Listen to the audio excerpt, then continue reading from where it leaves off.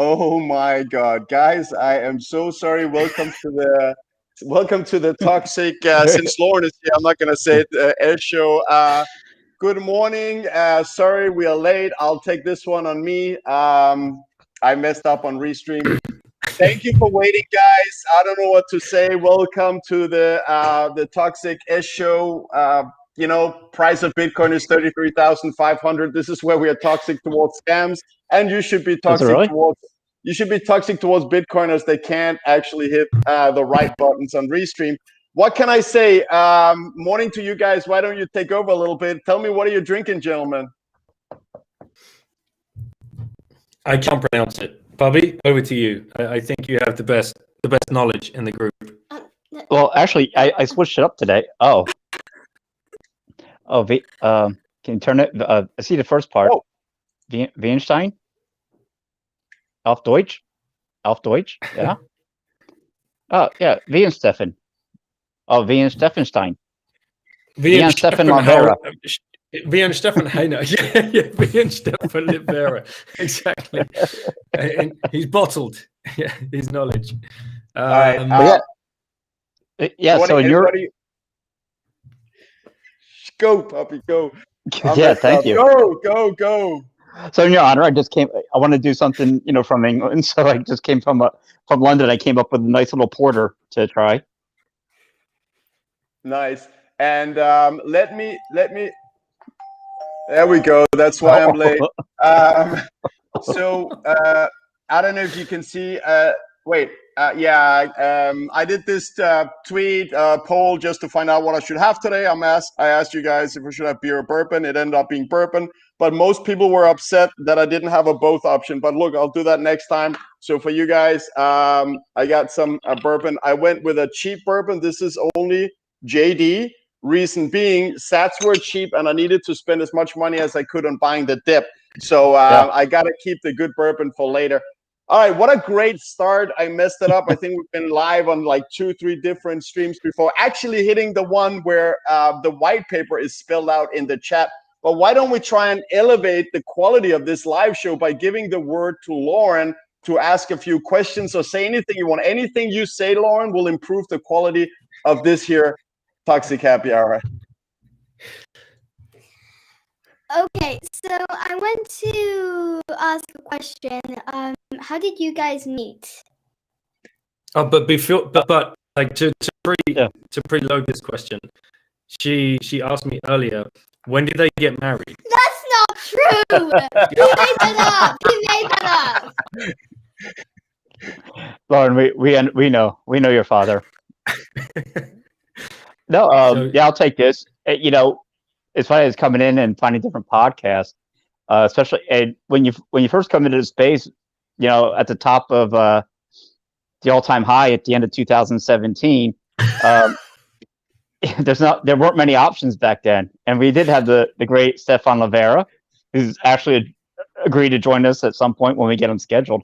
But yeah, there weren't many podcasts, and one I'd like to always give a shout out to Adam Meister, the Bitcoin Meister, the Disrupt Meister. And I was watching a few of the shows, and Anders was on there. At the time, I thought he was much smarter than he is now, and he was saying some things that resonated with me.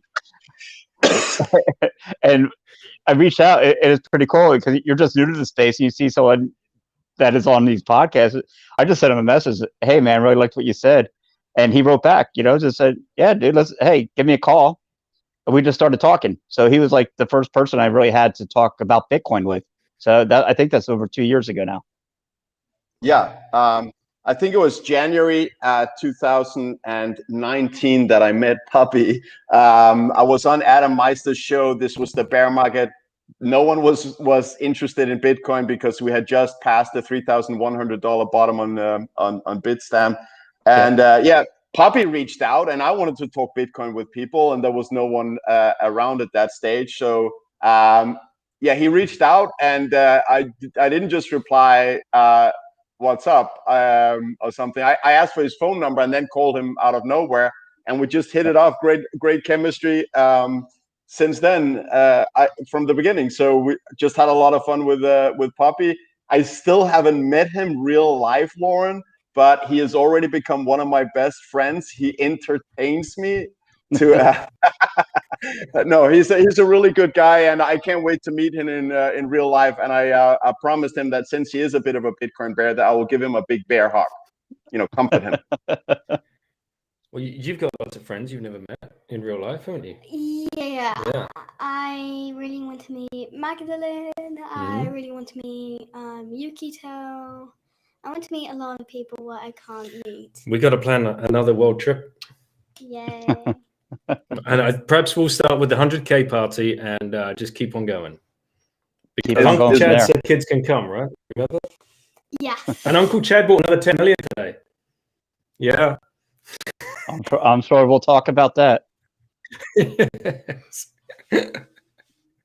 We should absolutely. Lauren, what do you got? Lauren, because as soon as you go, this is bad. That- As soon as you go, this goes downhill. It goes off the rails. Keep us going, Lauren, because as soon as you leave, half the viewers will leave, and it'll just, trust me, go downhill from there. I think we probably hit rock bottom this morning with me. Like first there was Princey's French internet connection, which was terrible. It still is, I guess. And then there was me going live on a couple of different streams than exactly the one that everyone were waiting. And we have the Bitcoin white paper in the chat. So Lauren, please take us away further. Okay, I think I might have one last question. Let's do it. Why did you decide to buy Bitcoin? Because we wanted to get filthy rich. There you go. There's the man talking truth right there. Yeah, I like the whole get rich really quick scheme of it. That's always spoken to me, to my heart. No, kidding. So the reason how I fell over Bitcoin, I know everyone's heard Pubby's story 10 times. I'll share mine for the 9th time. I was skeptical about the monetary system. I felt without understanding that the monetary system of central banks were wiping out the middle class and hurting, bottom of society that was just creating more and more. And so I was watching YouTube videos that were skeptical about all of that. And you're talking about gold. But then there was this one that said gold and Bitcoin, and it just clicked immediately. I'm like, all right, this Bitcoin thing is interesting. I need to. Me on for such a long time?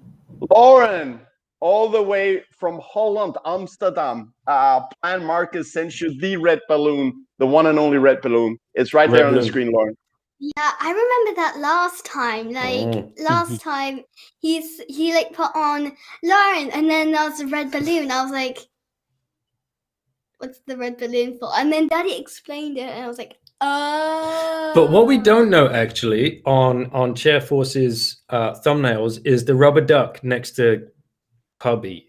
What's up with that little Easter egg? I don't know. Well, it's not necessarily. It's not an Easter egg actually.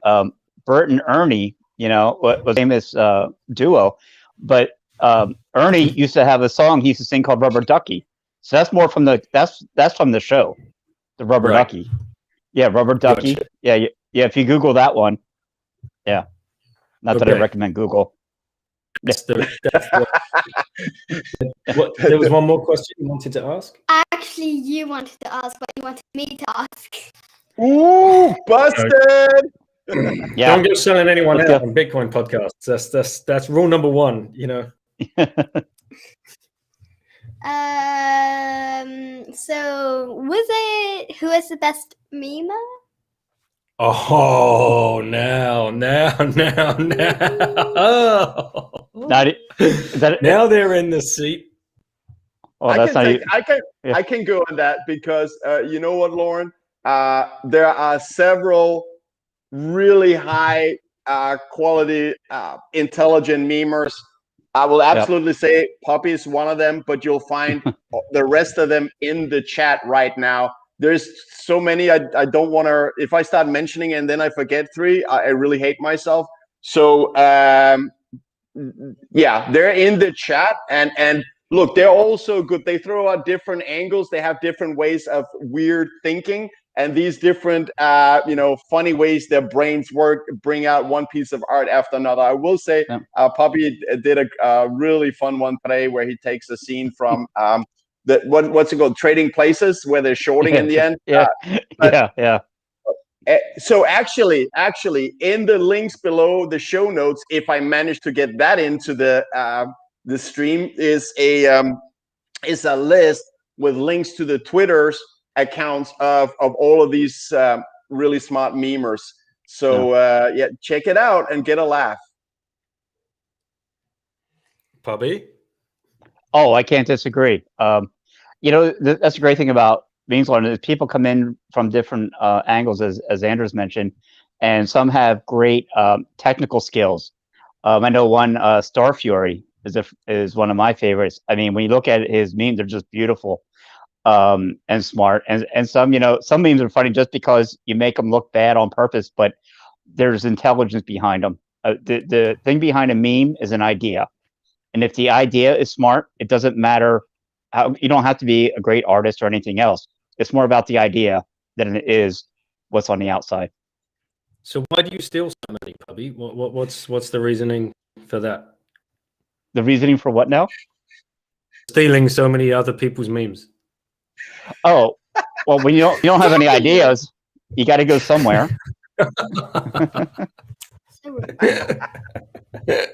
Yes, I know I'm rude, but Pubby knows I'm messing. Yeah. Do you have any more questions for these guys? Where's the price of Bitcoin? Like, that's a good question.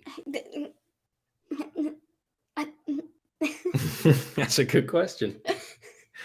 Look, Lauren, I have a question. Lauren, I have a question for you. It came in the chat earlier. I don't remember who asked it. When Lauren podcast? Because you're clearly doing a better job than at least me and Pubby here. I know your dad is doing pretty well, but when is your podcast coming out? What's it going to be called? Well, good morning. I can't do the podcast without Daddy. One reason, he helps me a lot. He helps me sometimes like remember stuff, and sometimes like when I don't have a question, and like he helps me figure one out. And Daddy, I don't know why you're asking to tell all the questions, and then you only allow me and Caitlin to say one question in your podcast. What is that about? There's a question for Lauren from Camilla. Who runs the world, do you think? Either the honey badger or Bitcoin. Yes. Oh, on that note, Lauren, on that note, I want to share something for you. I promised Chairforce not to mention that the link to what he creates on Textile is right below. So I'm not going to do that because he hasn't put out as much designs as he wants yet. So more is to come. But this shirt here is exactly the Bitcoin honey badger. Yeah. And honey badger don't care. So Chairforce, sorry for maybe partly mentioning it, but Lauren, I just felt I had to tell you. So Chairforce, who makes our amazing thumbnails, and I think the one for today is probably his best work yet. Amazing thumbnails, amazing designs. We also got a Toxic Happy Hour t-shirt come up. We're not gonna make anything on it. We don't want to profit, but we're gonna get that for ourselves just because we want to make something cool with the help of Chairforce, obviously, and then it's going to be available for sale if anybody wants to wear it. I'm not going to say that Chairforce is talented, but somehow he made Daniel look good in a thumbnail. I don't know where it came. Probably because his hand was in front of his face. Was probably the. Yeah, it was excellent work, Chairforce. Yeah. Lauren is not happy with you now, Pubby. Lauren is not happy with you. But Lauren, when we make fun of each other, it's this banter. It's because we do love each other. So just to Greg's point in the chat, the kids are stacking birthday money and whatever money. else in Christmas money. Yes, birthday, Christmas. And it was Breedlove. Samuel spoke with Breedlove about investing in Bitcoin, and Breedlove did a solid job of giving an investment thesis to a 9-year-old, which in pure Breedlove philosophical fashion. And then we did another episode with Breedlove, and we checked in on the percentage rise of Samuel's birthday money. And and Breedlove confirmed he'd pretty much beaten every money manager on the street with his £40 into Bitcoin, over like 4 or 5 months or something. So what's your last question? Or do you have more? So I think this might be my last question. Daddy just threw this out there. And I wanted to ask this, but I wasn't sure if I could because I thought I was only allowed to ask one question. So I'm asking Daddy, why are you wearing the scarf? Oh, so to make that question relevant, let me first get it. So Lauren, as you know, in Europe, many of the gentlemen like to wear a scarf, and Danish is no different. Oh, there it is. Yeah. There it is. There we go. There we go. So, Lauren, I wear this scarf because it's really neat looking. It's nice. I like it. Oh. I can't wear it anywhere near as well as you do, Anders. I've even had my wife and my 15-year-old daughter tie it for me. No one can get to your level. Pubby spandex it. Oh my God. I think we just did this is the fourth exit scam from Pubby. Oh my God. Maybe he's gone to grab a scarf. That's yeah. But he could let his mobile running anyways. I guess that gets complicated there for Pubby. But I will have to disagree, Daniel, because you are the most handsome looking gentleman tonight. You got the combed hair, you got the scarf, the shirt, everything. You are by far the best looking gentleman here tonight. There we go. USA, Team USA. Grab a scarf. Sorry. Look at that. Sorry, Lauren. Yeah, I forgot to put my scarf on today, but I hope you like the nice stripes. What is that? Yes. Is that a team scarf? Oh, it's even better. Oh yeah, Team Nike. Apparently, I'm a sellout. You guys looking for sponsorship? Yeah. Yes. Oh, here we go. Yes, I want Guinness to have a cute girl standing here in my living room for the sole purpose of keep pouring my next Guinness while I finish the first one. Because everyone knows who enjoys Guinness that it takes time to pour a Guinness if you want to do it properly. You don't hold the glass like this to not have foam. You maximize the foam, and it's also healthy. It has lots of iron, actually, a Guinness. Oh, it's very good. Pregnant ladies should drink it. Absolutely. That would be advert. I had a joke. I had a joke that wasn't age appropriate though. This is good. I saw in the chat someone said, "Fun fact: Lauren made all her money from being the voice of Peppa Pig," which is pretty funny because Grant Williams said something about this on the episode we did. That's not the case. Yeah, that's not true. Nice. Okay, so that wasn't you. Yeah. Anyways, right. What do we have here from the chat? Potter's BTC pins. I got the same shirt as Anders. Damn it! Can I return it, Chairforce? Yeah, that's right. I just ruined it. I just brought it down to that plebe level that will not be accepted. Anyways, all right, guys. So why don't we? I knew there was a couple of things that I wanted to talk about today. But per tradition, I have not prepared, and neither have you. Maybe you have, Daniel, because you're the professional podcaster here together with Lauren. But I remember something about, Sailor P bought another 312 Bitcoin. So 314. So while 314, right? Yeah. While weak hands, they get shaken out by a 30% drop. Then Sailor steps in and puts the steel in balls of steel.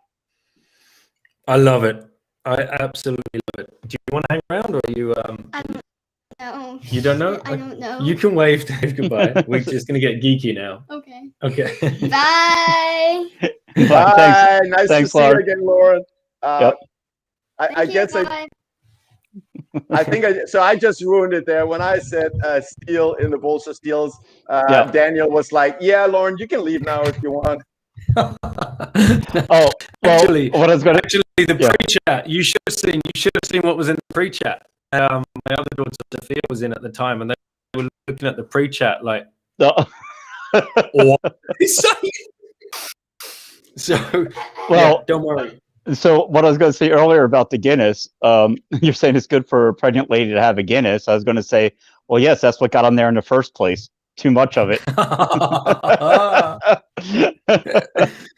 there was an ad campaign during when my mum was pregnant with me and my brothers. Women should drink Guinness. It's good for you. Like this explains a lot. This really explains a lot, Daniel. There you go. We're all here for a reason, and to drink more beer. But do you want to go? Do you want to go on the sailor thing? Because that's ace. Yeah, that is amazing. So, and like I talk about this week in Bitcoin, well, Meme I put out because it ties in nicely. The number of weak hands selling, it hit 42,000. Anyone that started at the top like I did, that's nothing. So I know, but no, but it was that around December 2017? Was it somewhere in there? Somewhere around there. No, but you know what's interesting is this guy, if he could do it, he would buy every Bitcoin in the world. I mean, he's an animal. He is an animal. What do you think? Who was the name of the guy that bought Vegas? I forget it, but Sailor used it as an analogy before. He's like, when that guy turned up and saw Vegas, he didn't buy a hotel, he bought Vegas. And that's what Sailor's trying to do with Bitcoin, right? Because he sees it. Because the guy who saw Vegas for what it's going to become. And that's how he views Bitcoin. And I just want to, all of this BS, we were talking about this last night, all of this FUD that came out hard over this last 6 to 7 days, and was trying to shake out so many weak hands. And there's no weak hands in this chat. I know these guys are not. This is not directed at them, but they got shaken out so bad, and we all knew what was going to happen. And it got to a certain point where Giga Chad, Uncle Chad, whatever you want to call him, just turned around and said, "I'll fucking take whatever you've got. I'm with the plebs. I'm on these guys' side. We've got the biggest fucking whale in the market on the side of the plebs, Mongos, call it whatever you want." And bam, announces it. Another 10 mil. And look where we are, right? Where are we right now, Anders? We are at 33,500. And we have a request here for Greggy. Greggy, I love and respect you so much. So you want Daniel in the center. Let me see if I can do it. Oh, no. It's because I had Lauren next to me, so I've just moved my camera. So I think that's what he's referring to. I was like this before, but now he wants you in the middle box, I think. Nah. Yeah, I thought I could move it around, but I can't. Great, this is how we roll. That's we don't know what we're doing. We don't know what we're doing, but we talk bullish Bitcoin because we are strongly bullish. We have strong hands, and they're trained hard. We have strong hands. No weak hands here. We hold on to a Bitcoin in a correction. That's why I want to talk to you guys about what do you expect of the high, what's going to be the high watermark of the Bitcoin price this year, and when do you expect it? So let me jump in real quick before we talk about all the highs. I'm laughing at, how it bounces off the low. Because I've been lucky a few times, man. As soon as it's hitting 30,000, guess what, man? People are taking off the exchange. I'm one of them. When I see 30,000, all in, baby. Because it won't drop. If it goes below that, a sailor will sell one of his precious yachts to buy it. I think what's more important is the bottom floor, the floor being set. Yeah. Yeah. He's setting the floor. So So you don't want to talk about highs. You like to talk about the lows. Nope, I will. I will. Hey, let's do things in a natural order, my friend. All right. I mean, I just feel that you're, focusing a lot on the number go down. But all right. Well, let's go. Take it away. Anders, just focus on getting the show started on time next time. All right. Just set that. Why don't you set that floor? Set that floor first, and then we'll talk about how high the show can go. Don't be unrealistic, Puppy. You ask way too much of me. But Lapra set the floor. So let's talk about your bullish. Low is set by Lapra Huddle. It's all about the guess now. Well, yeah, no. Go ahead, Puppy. What do you expect on the upside? What's your minimum prediction this year, and what do you think it could go?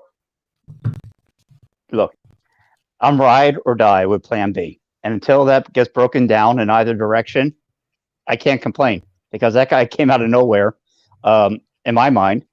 And he put it out there when Bitcoin was about at its lowest point. So look, I'll respect. It's a great model.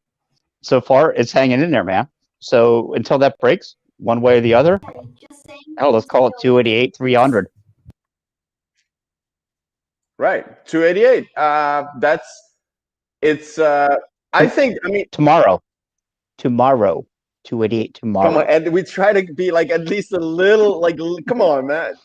All right, okay. So Daniel, it's going to be hard to beat Puppy. He's saying 288 tomorrow because that ain't water in that water bottle. So Daniel, why don't you give us your predictions, minimum expectations for 2021, and also like a slightly more optimistic sort of.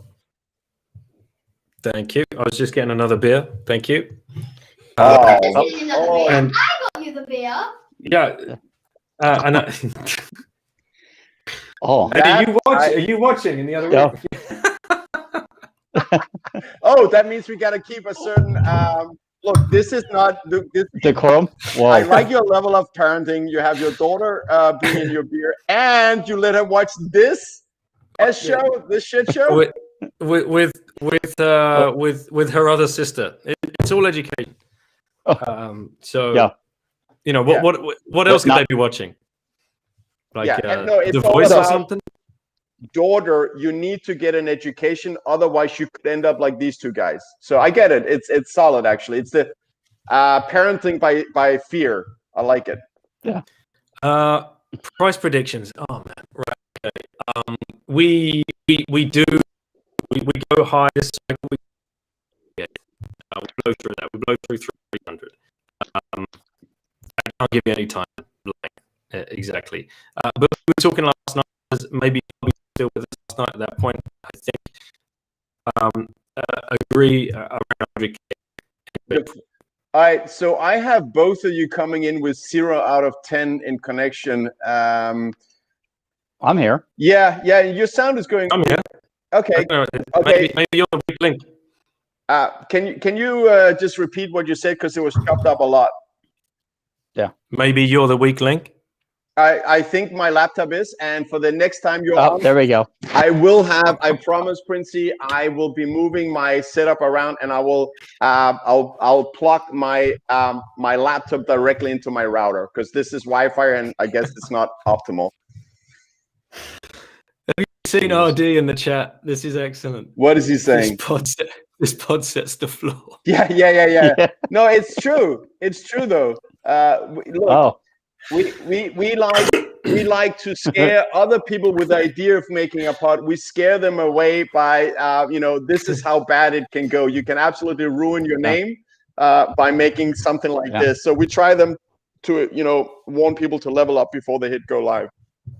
When someone wants to go out and make the world's worst Bitcoin podcast, they've got a low bar enough to get under, because that's what we do. Yeah, and we do it twice a week for free. I love the fact that in the chat here, 21ism here as well. Big shout out to 21ism. You're on 2 tin cans with a long piece of string for my audio, and I'm the only guy here with a professional mic. So, like, Anders, what is going on? Like, it's. Let me tell you. First of all, why don't you stop plugging it in, and then second, why don't you leave France and get some decent internet here, buddy? Every time, Princey, every time you're on, it's the same thing. We can hardly see you or hear you. Your internet in France is sort of like a French tank. Yes, there's 5 speeds, but only one goes forward and there's 4 in reverse, my friend. It's so true, Pubby. It's unbelievable. Like that, it is shocking, actually. Like how bad it is here in many ways, especially with. If you look at a map of 5G towers that are going to be planned in Europe or existing in Europe, like France is a blank canvas. There's like nothing there. It's ridiculous. Whereas everywhere else is just going for it and getting up to speed because they see where this is going. Now we're going remote work, we're going remote education, we're going remote everything. But for whatever reason, well, we know why, because there's too much administration and unelected bureaucrats getting in the way and creating regulations and just, man, it's bad news. I fear for the country, I do. I want to jump in on this one because, our big hope and dream is that someone gets Michael Saylor drunk enough one day to agree to our show. It could happen. But I will say this, man. Not after today. Not after today. He's in Miami, Pubby. I mean, I think you are the. Oh, I don't want to presume. I don't want to presume. He'll see the show. You just got to stalk him. That's all. But I will say about him, and what was interesting, when I found your podcast, I always thought it was so interesting is sometimes you looked around and you sort of saw how, what were the questions that people have been asking him for the last year? And it's not even been a half year, but that guy's been on so many podcasts. The podcast you did, to me, was brilliant because you attacked it in a different angle when I learned about sort of the Saylor Academy and the same views that he brought to Bitcoin as this system. He also did that with education. And wait, why in the world are we, in this day and age, are we paying this much for education when we could have the best teachers being put forward? So what are your thoughts on that? I mean, it's not the Bitcoin education, but his views are astounding in how he breaks down how to be more efficient. When we were having that discussion, it was making my heart sing because we exited the first time we exited the education system was back in 2014, March 2014, and you see it for what it is immediately. And the way and here we are 6 years later, right? Well, when I spoke to Michael, 6.5 years later. And look at the technology. Look at what's happened since. Look at the services that have come online. Look at the improvement of services such as Zoom, where you can host classes. This is what my kids do all day long on Galileo. They're in a class with 15 other kids. So Galileo are amazing. I'm going to have the founder of Galileo on because we're good friends, and he's put this thing together, and it's crazy. That is now running every hour of the day, 58 days a year. Any kid that's part of the Galileo platform can log in and just bam, be on. They don't call them lessons, they call them clubs, and it's about self-directed education. And this is for kids like between 8 and 16 years of age. So to give you a typical day, a look behind the curtain, what goes on here, Lauren and Samuel, they wake up around 8:30, 8:40. They jump on to Zoom. They're completely self-sufficient now with Zoom. They know where to get the links from. And they have a 30-minute check-in with the same facilitator each morning and about 10 or 12 other kids. And they present different things, and there's always a Google slideshow from another kid each morning talking about a topic that they've learned about or an experience that they've had that they want to share with the class. Right? This is all voluntary. And then they might come down and have breakfast with my wife and I, and then they'll run back upstairs because they've got a different club. They might have a Japanese club, or they might have a math club, or they might have a science club. But they choose the clubs each month that they want to turn up to. And if every kid is choosing the clubs that they want to go to. And if it doesn't resonate with them, it's fine for them to drop out. They just ping the facilitator and say, yeah, I'm not going to make it for the next 2 or 3. And it's like, okay, fine. And the difference that you see, the difference this makes, like, down to like the like primal instincts for kids, like, you know, of how to learn. And then listening to Sailor talk about this for older kids, you know, like 16 to 24, when you want even older, right? Any one of us could go into Sailor Academy and sit an MBA or a PhD or whatever for free if we wanted to. And how can you compete with that? You can't. Like, these brick and mortar schools, these old institutions, they're just going to go to the wall. There's just no need for them at all. And no one is really talking about it yet. But as in classic Sailor style, he's seen it 10, 15 years before anyone else, like he did with the mobile wave and like he is now with Bitcoin. He's I was very intelligent with the mobile wave, the domain names that he did. A quick question, but you know, when it comes to institutions, you know, my grandparents went to this university. My parents went to this university. I don't want to throw out the baby with the bathwater in a way. There's also, I think there's also things for that educational process of the kids being away from home. You got to do things on your own in a way, in a cost-effective way, instead of sending an 18-year out in the world to pay the way, which we know is ridiculous. But are there at least some good things that come out of a university of 4 years of meeting certain friends, learning how to negotiate your transition to professional life? I guess not. I thought you were asking me.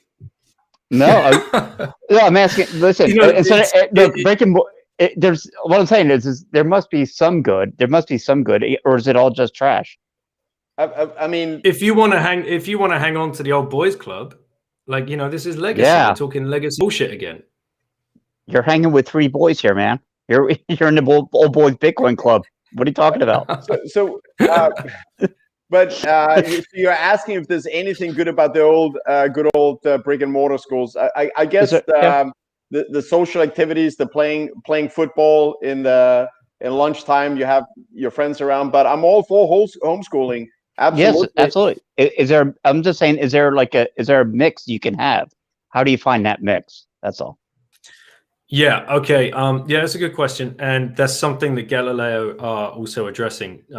Unofficial shills for Galileo here, and somebody asked in the chat for age from 8 up.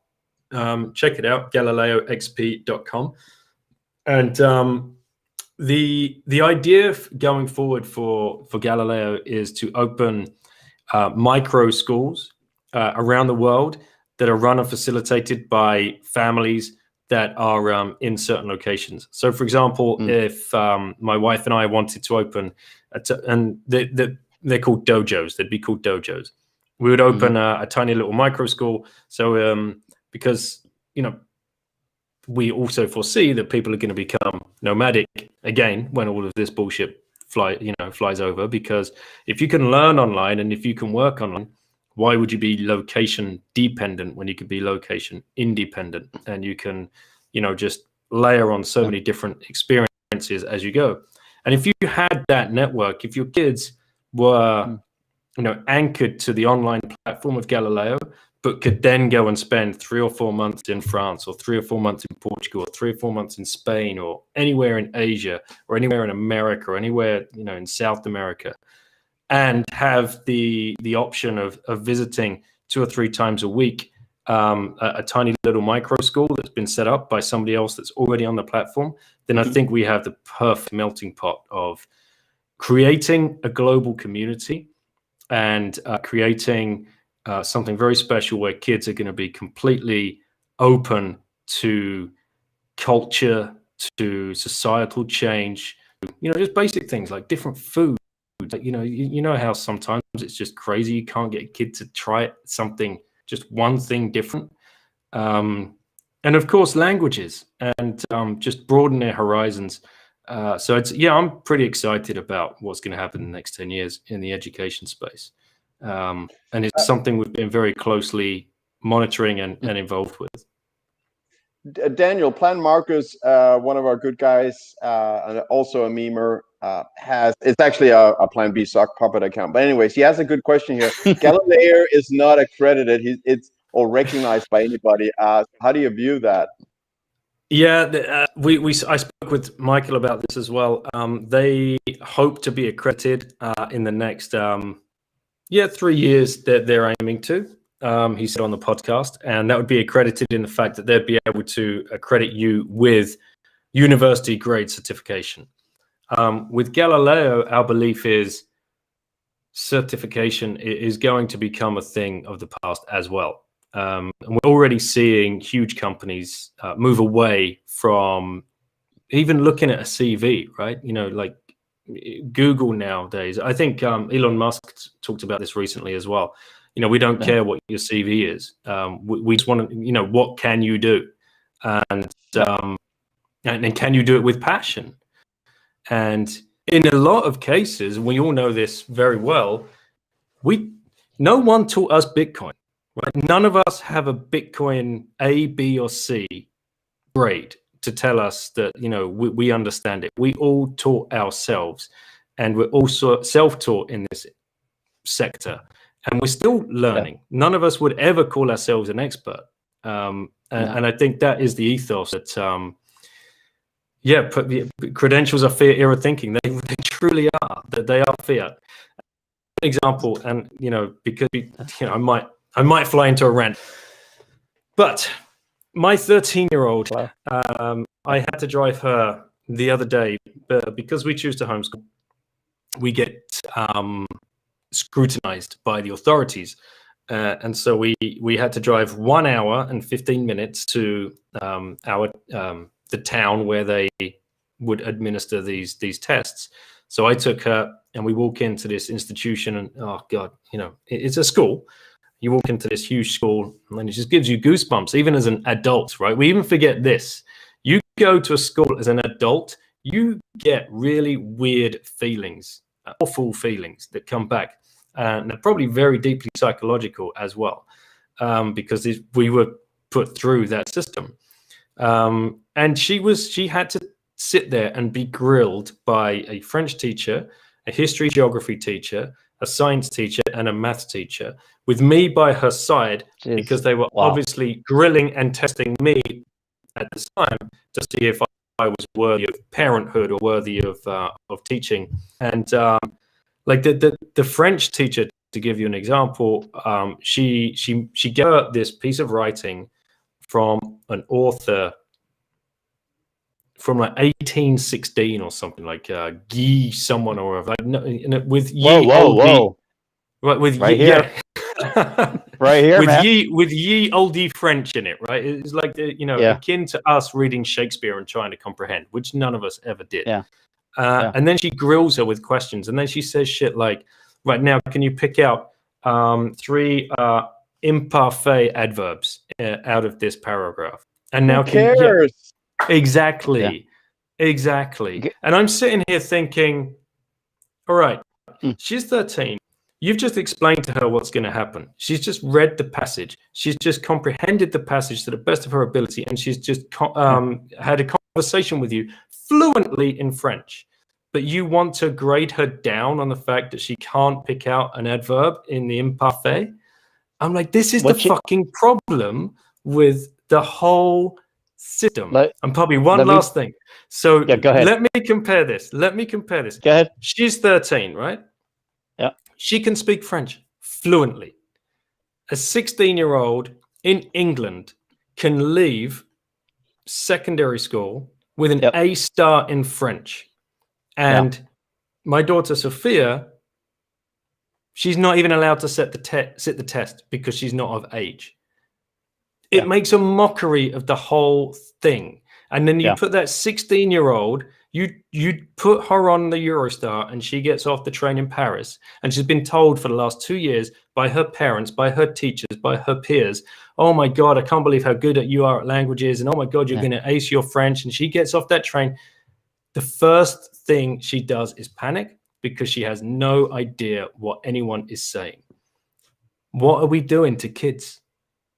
Oh, it's absolutely true. I was going to say next time you have a little paddleboard, and I think Udi would approve, is when they ask a question that's stupid, she holds it up and it just says, "Have fun staying poor." In French. Have fun staying poor. You know what? You know what? That day, the Bitcoin price pumped, and I hadn't looked at the price for like 6 hours. And I got home and I said to Sophia, "By the way, you don't want to know like what's just happened to the Bitcoin price." Whilst you were getting grilled by a French teacher, you were just getting richer by the minute because you know. No, I think you're attacking it in a proper way, man. You're going to have the children that change the world, not the ones that just hop into the hamster wheel. You're going to have the kids that are free thinkers, and kudos to you, man.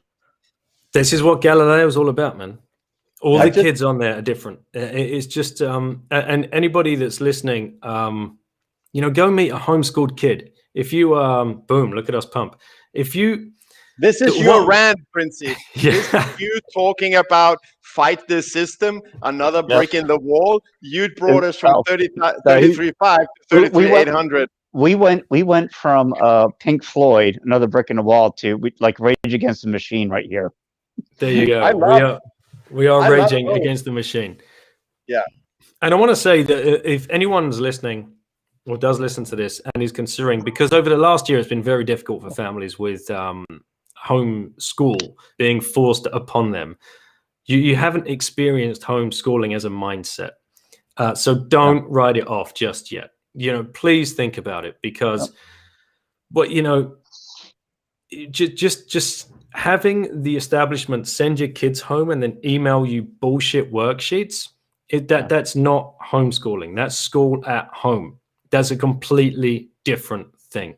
So I really want everybody to understand that homeschool is a mindset, and the mindset is to let the love of learning, you know, put the trust back in the kid that small human being is learning every second of every day. And you can get in the way when you need to facilitate.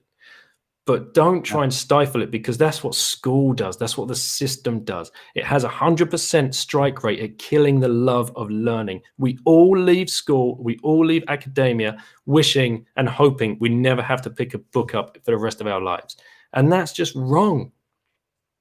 So I have a question for you on this one. You know, wait, before you do, can I say there's two? There's two things again, whatever. No.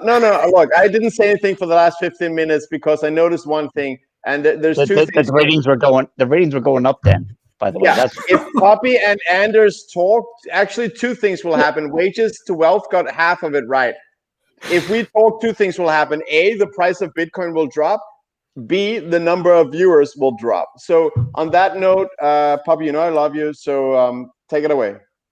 Yeah, well, and these aren't things to challenge Princey, man. I absolutely agree. I just bring up just some common arguments, and so are there, you know, the first one, is there value in brick and mortar? Is there value in certain traditions? Is there value in what you find there? Was the first question. My next one is basically, hey, you know, parents are coming in. Everything is great for the kid when it comes to learning about or just going to homeschooling.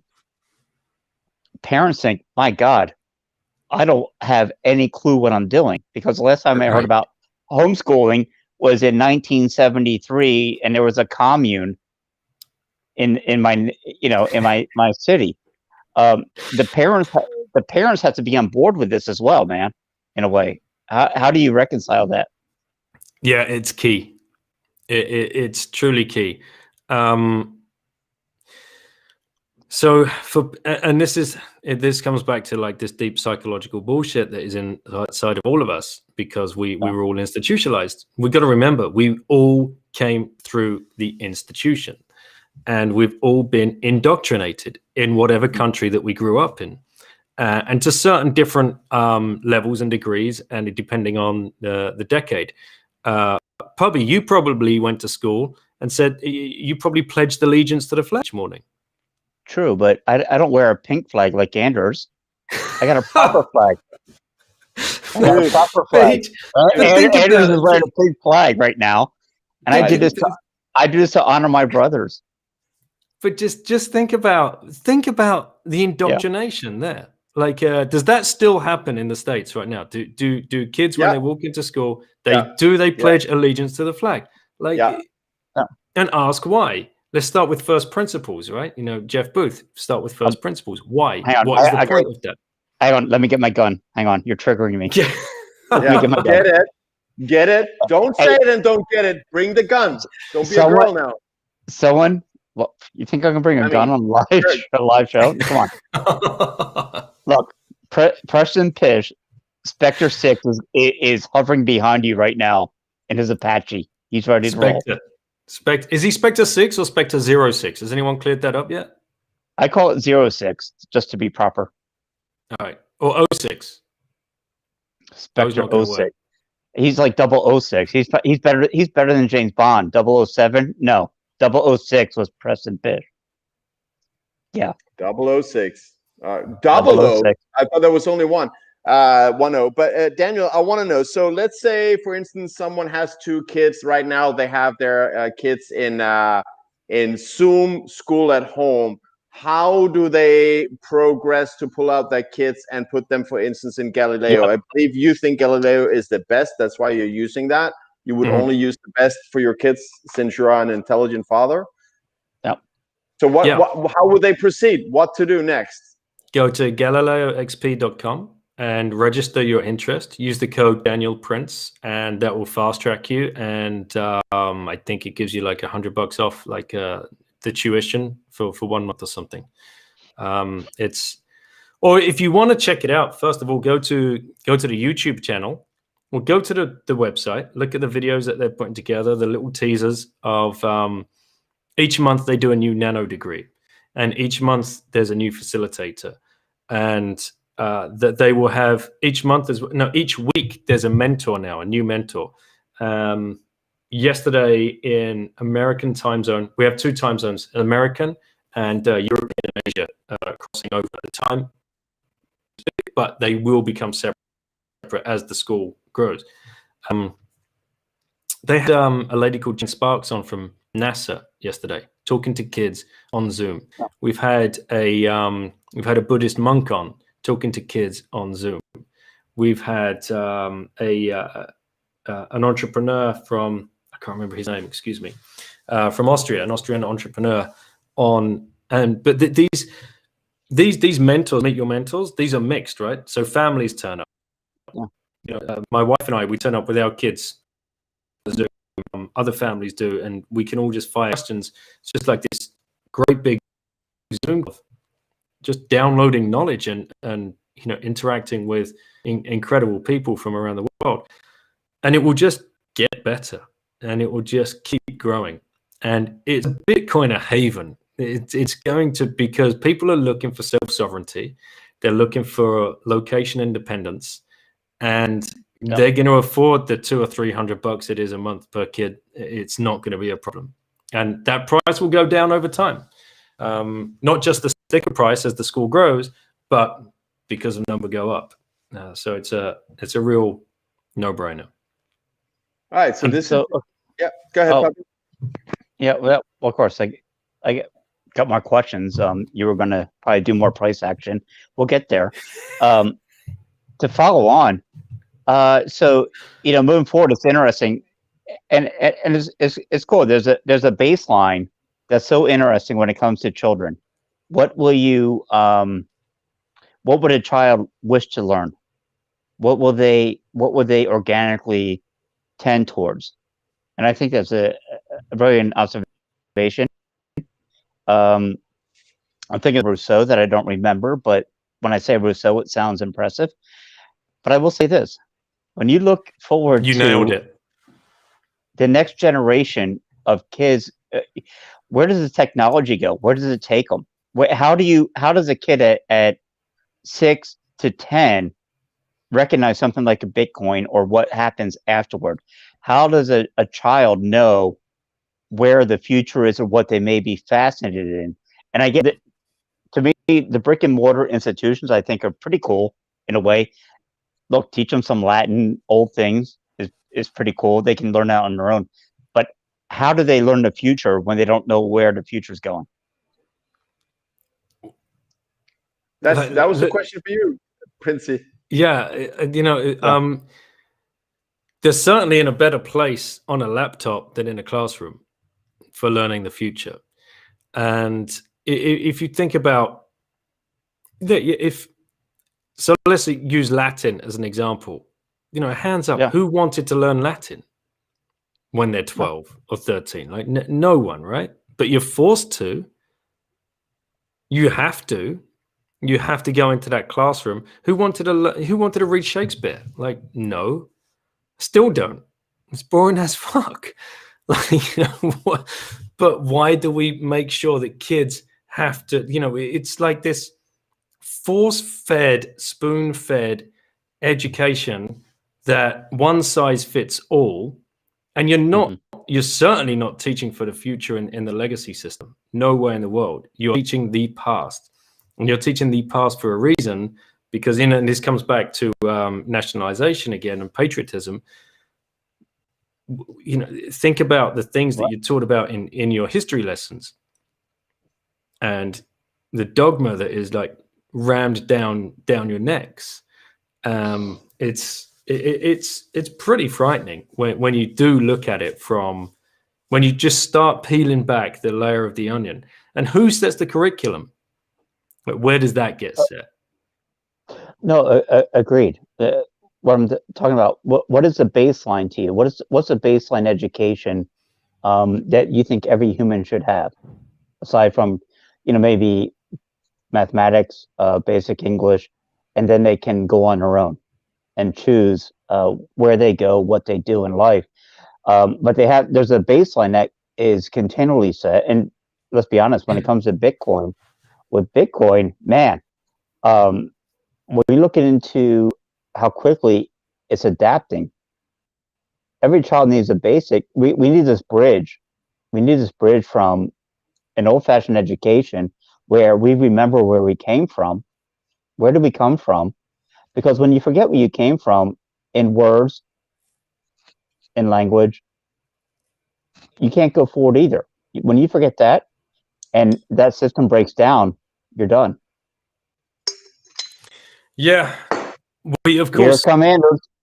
Yeah, nice pour, man. That was very nice. We, of course, need a baseline. Absolutely. Yeah. Have you ever met an illiterate adult in your life? Anders. That's it. If I have... Wait. We just lost Pubby.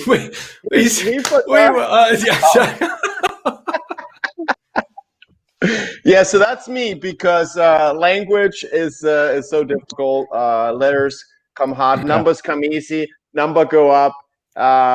That's my. But like in the chat here, MG Smith 4, he just nailed it. He nailed it. Yep. That's exactly what is happening.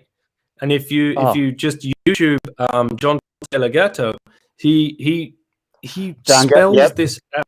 He spells this out. It's amazing. I have to jump in here because this is one of the things that brought me to Bitcoin, because he was one of the, I think he's from New York, one of the educators of the year. Okay. Yeah. Pubby reads that shit too, believe it or not. Yeah. and oh, you can read, Pubby? Oh, mind blow. One of us. So we divided by 2 and now you're average. But yeah. He actually had put it out there. He admitted, I'm just a babysitter.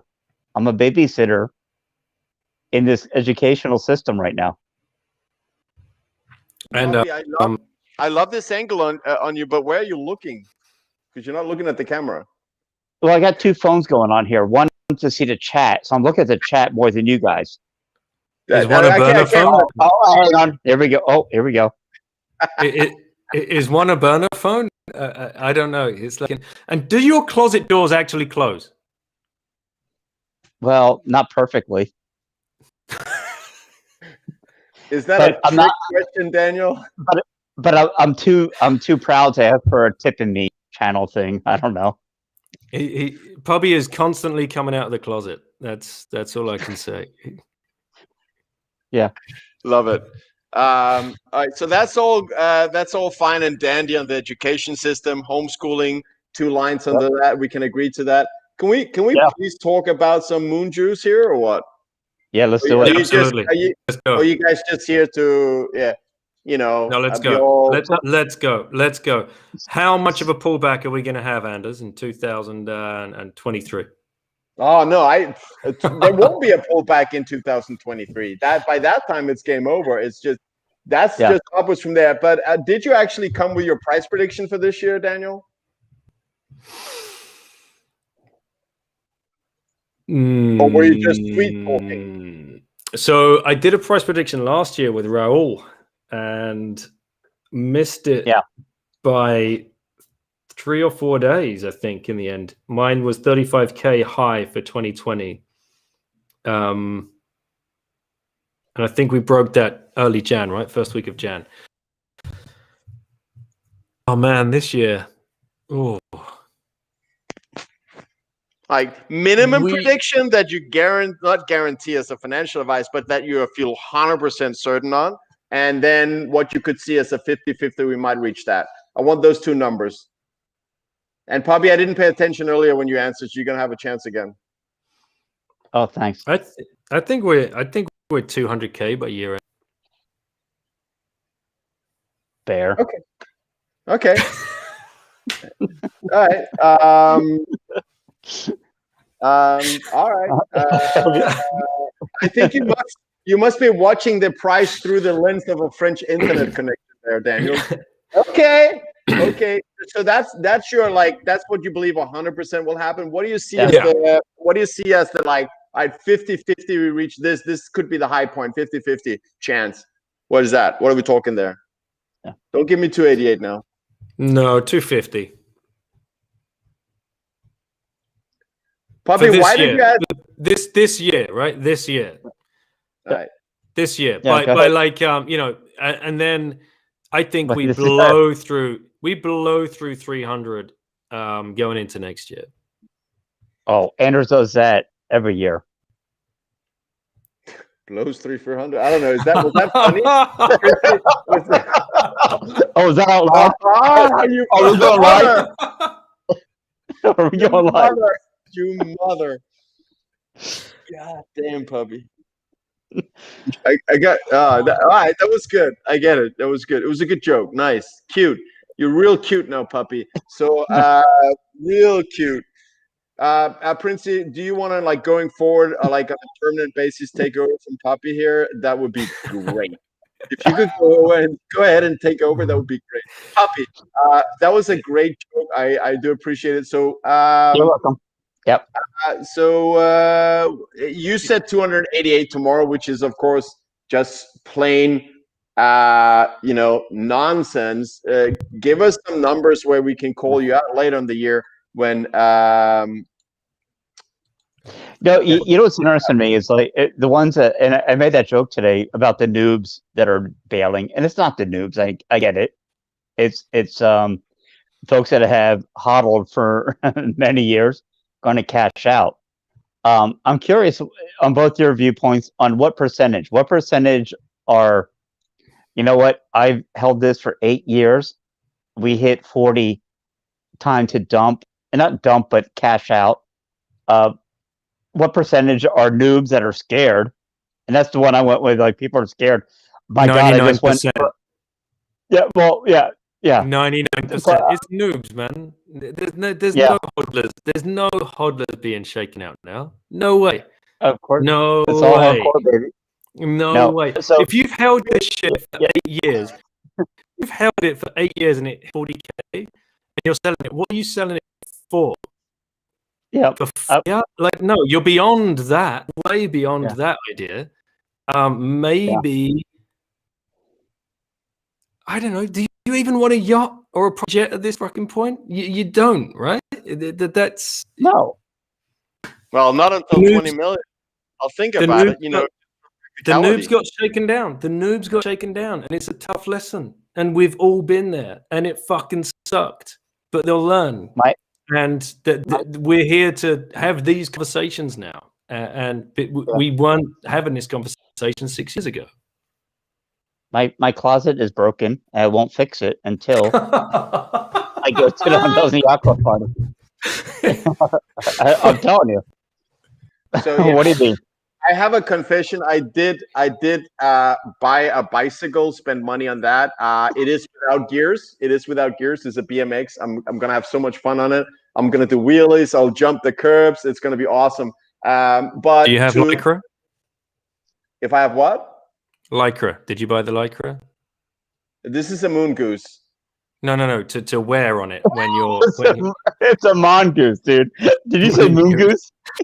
Moon goose. Oh my! Look, if it's not a moon goose, I'm not interested. Oh my god! What I want to. You just said moon goose. He did say moon goose 100%. That's going to be memed into the stratosphere. I just want to know if you bought the Lycra outfit. Do you have the Lycra like shorts and the padded ass and all of that dog shit? You know, like the zipped Lycra top. Is that how, like BMX Bandit style? Like, is that what you're rocking? BMX Bandit. Yep. I will be wearing something that looks like I don't belong on a bicycle. Like army. I have some, like a pink scarf. Pink scarf. No, because it's too warm with your bicycle. I know you haven't tried physical exercise for a while, puppy.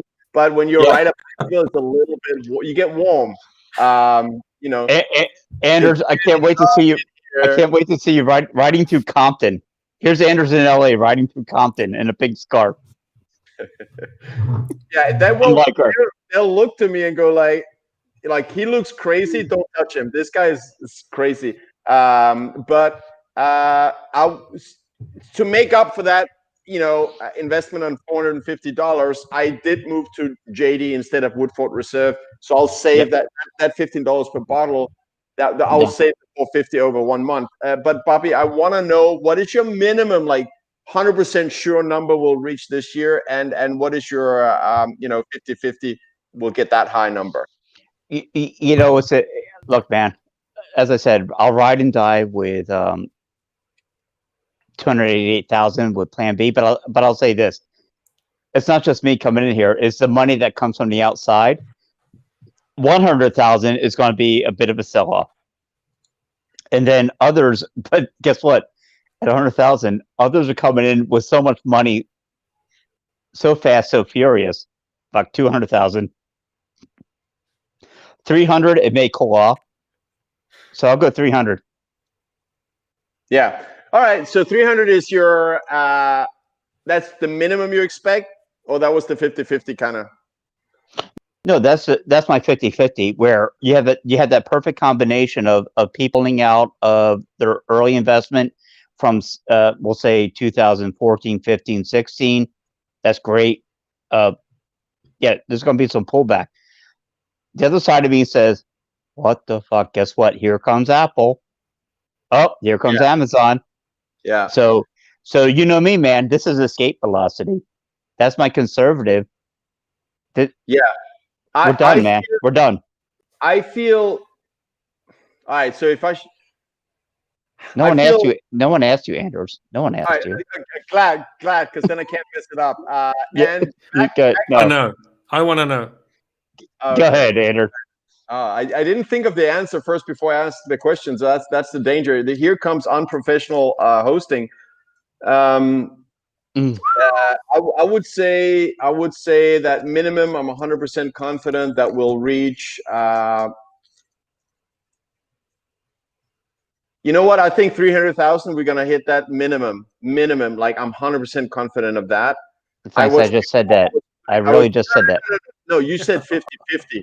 Dude, right here on the show. You said 50-50. We're hitting 300. I'm saying. Oh, that's it. 50-50. 100%.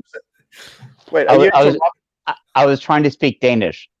50-50. means 100%. 100%. Whatever. All right. So you had a more bearish number, then you had the bearish number. No, so I'm thinking 100% will reach 300, and then I would say 50-50 that we reach 500.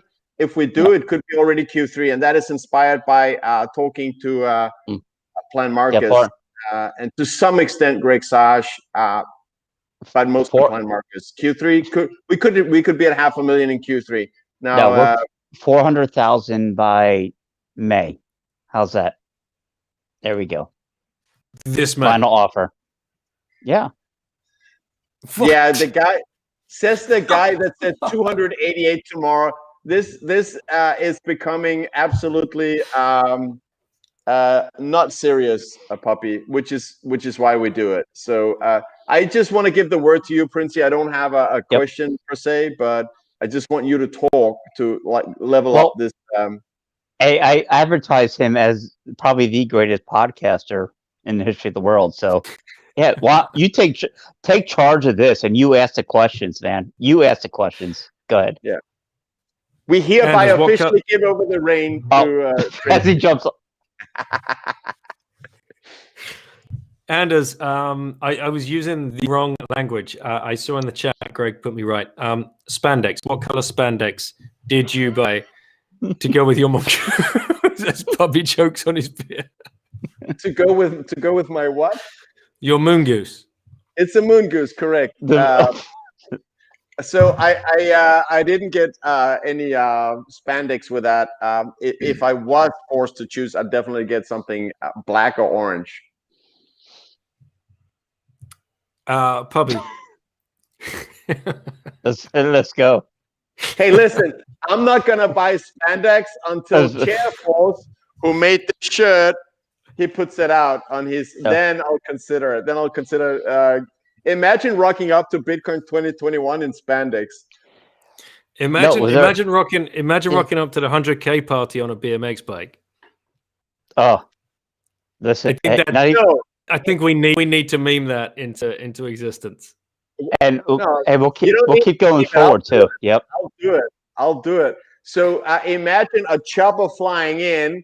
We're about a few meters above the boat, and out comes Commanders flying on his BMX, landing on his back wheel. How would that? That'd be pretty cool. I think you just came out with a meme and stole that from RD and put it on a show. I love it. No, I think he had Hodlknock coming off the helicopter in the original. He did. Yeah. Thank you. That's that's one of the brilliant ones to me. Pubby, why are you so like stuck on the legacy education system? And did you go to a all boy private school? Yes. That explains my sexuality right now. No, I can't. No, I'm not. What? So have you read things by like Neil Postman, for example? No. I believe in what we have to view as what technology gives, it also takes away. And I'll tell you this story. There was a king that was talking about I'm looking for a great new invention, and he put it out to all the wisest men in the world. And one of the wise men came to him with a tablet with all these crazy markings on there. And he said, "What is this?" And the wise man said, "Well, instead of remembering things, I've got a marking for everything you think about. So you can put these little marks down here. That's my invention." And the king was wise and said, "Well, that's really fantastic. It will change the world. But I will tell you this. Once we start taking what we think about and putting it down in a tablet, we start to lose our memory." And that story stuck with me. Because, yes, there are technologies like we look back and say, this is fantastic writing. This is fantastic, whatever technology. But we never appreciate what we give up for that technology. Right. And exit stage left. No, you see my point there. You see my point. Yes. Yeah, it's something to think about, because don't throw everything. There are some things to be considered. Okay, I'm selling. You're right, Pubby. I'm out. Yeah. So, but Daniel, Robert, thank you for joining us. You're Mr. Breedlove in the house. Thank you. What? No way that he would come here and see another exit. Oh my God, I'm so far behind on the chat. Jesus. But Daniel, I see that you're struggling with taking over the realm here as a podcaster and asking the questions, although you have managed to pump the numbers. We had 33,700, and we even still have live viewers. But I want to help you here. And Greg, he wrote something that is on the screen now from the chat. Help you kind of like, take it to the next question. Yeah, okay, Anders. What is the risk of a sovereign entrant? Yes, you asking me? Yeah. Well, I think we're there already. I think that North Korea is stacking. I think China is probably stacking. I think Iran is stacking. Venezuela is stacking. I think Saudi Arabia is stacking. I think UAE is stacking. And but this may be, the people in charge of the country stacking. They're not necessarily stacking on behalf of the country. They're stacking, I think, for their own pockets. But it still means sovereign level power and access to electricity grid, stacking sats. So I think it's happening right now, but nobody wants to necessarily say it publicly, because as long as they're still stacking, you don't want to tell the world you're stacking, because you'll push the price higher. They will stack the hell out of this until $1 million. I got to jump in on this one, because that was one of the things I pulled out. I was talking to Anders offline when Andy Estrom came in, and we were discussing about where are you going with it? Who's buying and how do you buy it? What was fascinating to me is from the corporation side, okay, how do we buy without telling people we're buying? What's the legal way we can do it? So yeah, Daniel, how do they buy? Michael Saylor doesn't give a fuck. We love that. Sorry, Lauren, if you're watching. Michael Saylor does not care. Giga Chad he just wants to buy. How in the world did they move forward slowly and surely? I don't know, man. I do not know. Excuse me. As a public company, I don't know what the amount, the percentage of your free cash flow or what you hold in cash that you can put to work without what's the word I'm looking for?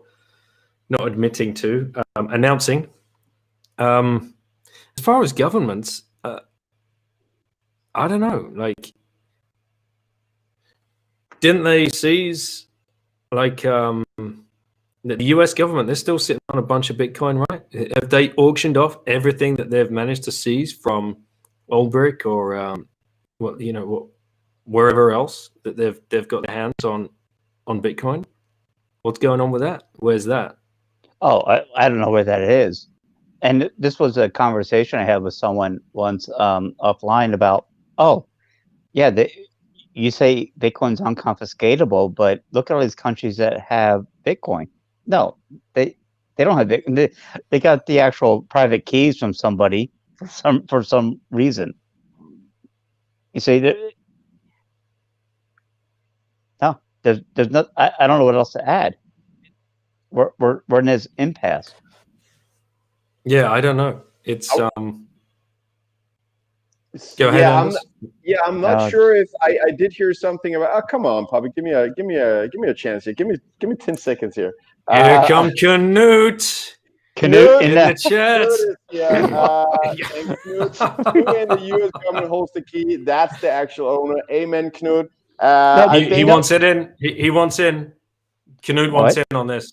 This is his baby. What? This is Canute's. Bring him crashing again. Bring him on, man. Bring him in. Bring him home. There's no bring him where better it belongs. There's no better gate. Anders, bring him on. Yeah, I'm on it, man, dude. Look, can you say not tonight in the chat? Isn't that what she said? Oh no, maybe he's got the Barry White album on and cooking another bolognese or something. Yeah, it might be Canute's special night. We have to respect that. Hey, look, it's Q1 and Q1 action is coming up right there. Look. Hey, this is it's Q1, right? It's Q1. It's Q1 in the Svanholm household tonight. He's unable to join. I'm so sorry, Knut, but I did send you the invitation. Man, why don't you come and just have a shot of scotch before you go back and be the good husband that we all know you are. You're an intelligent guy, so no doubt that you are a good husband. I can't. I can just imagine Knut going into the bar. Hi, my name's Knut. I'm from Sweden and I like Bitcoin. Do you want to marry me? Look, that doesn't work yet. That's going to work when we're crossing 1 million. Right now, if you say you have Bitcoin, they will just like, all right, get out of my face. So since...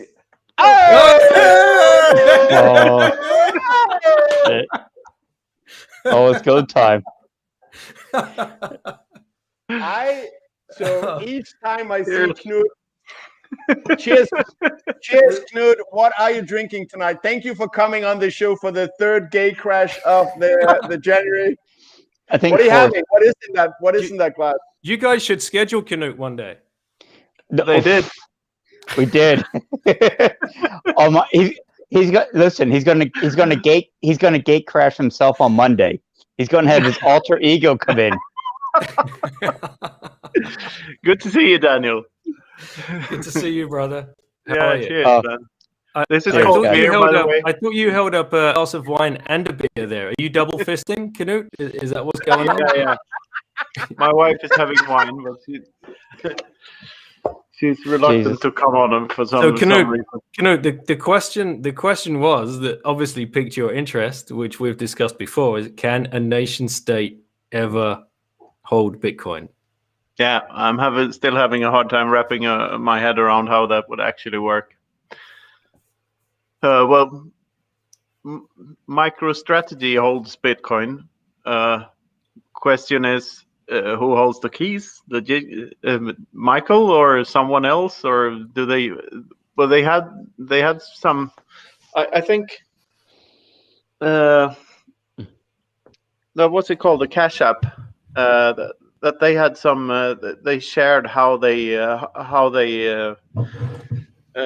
the methods of custody of their Bitcoin, because it's quite a tricky thing. It's not that easy for governments or central banks to hold Bitcoin, since someone has to hold the keys, or a group of people, or like they can't really hold Bitcoin. A government is made up of individuals, and individuals will have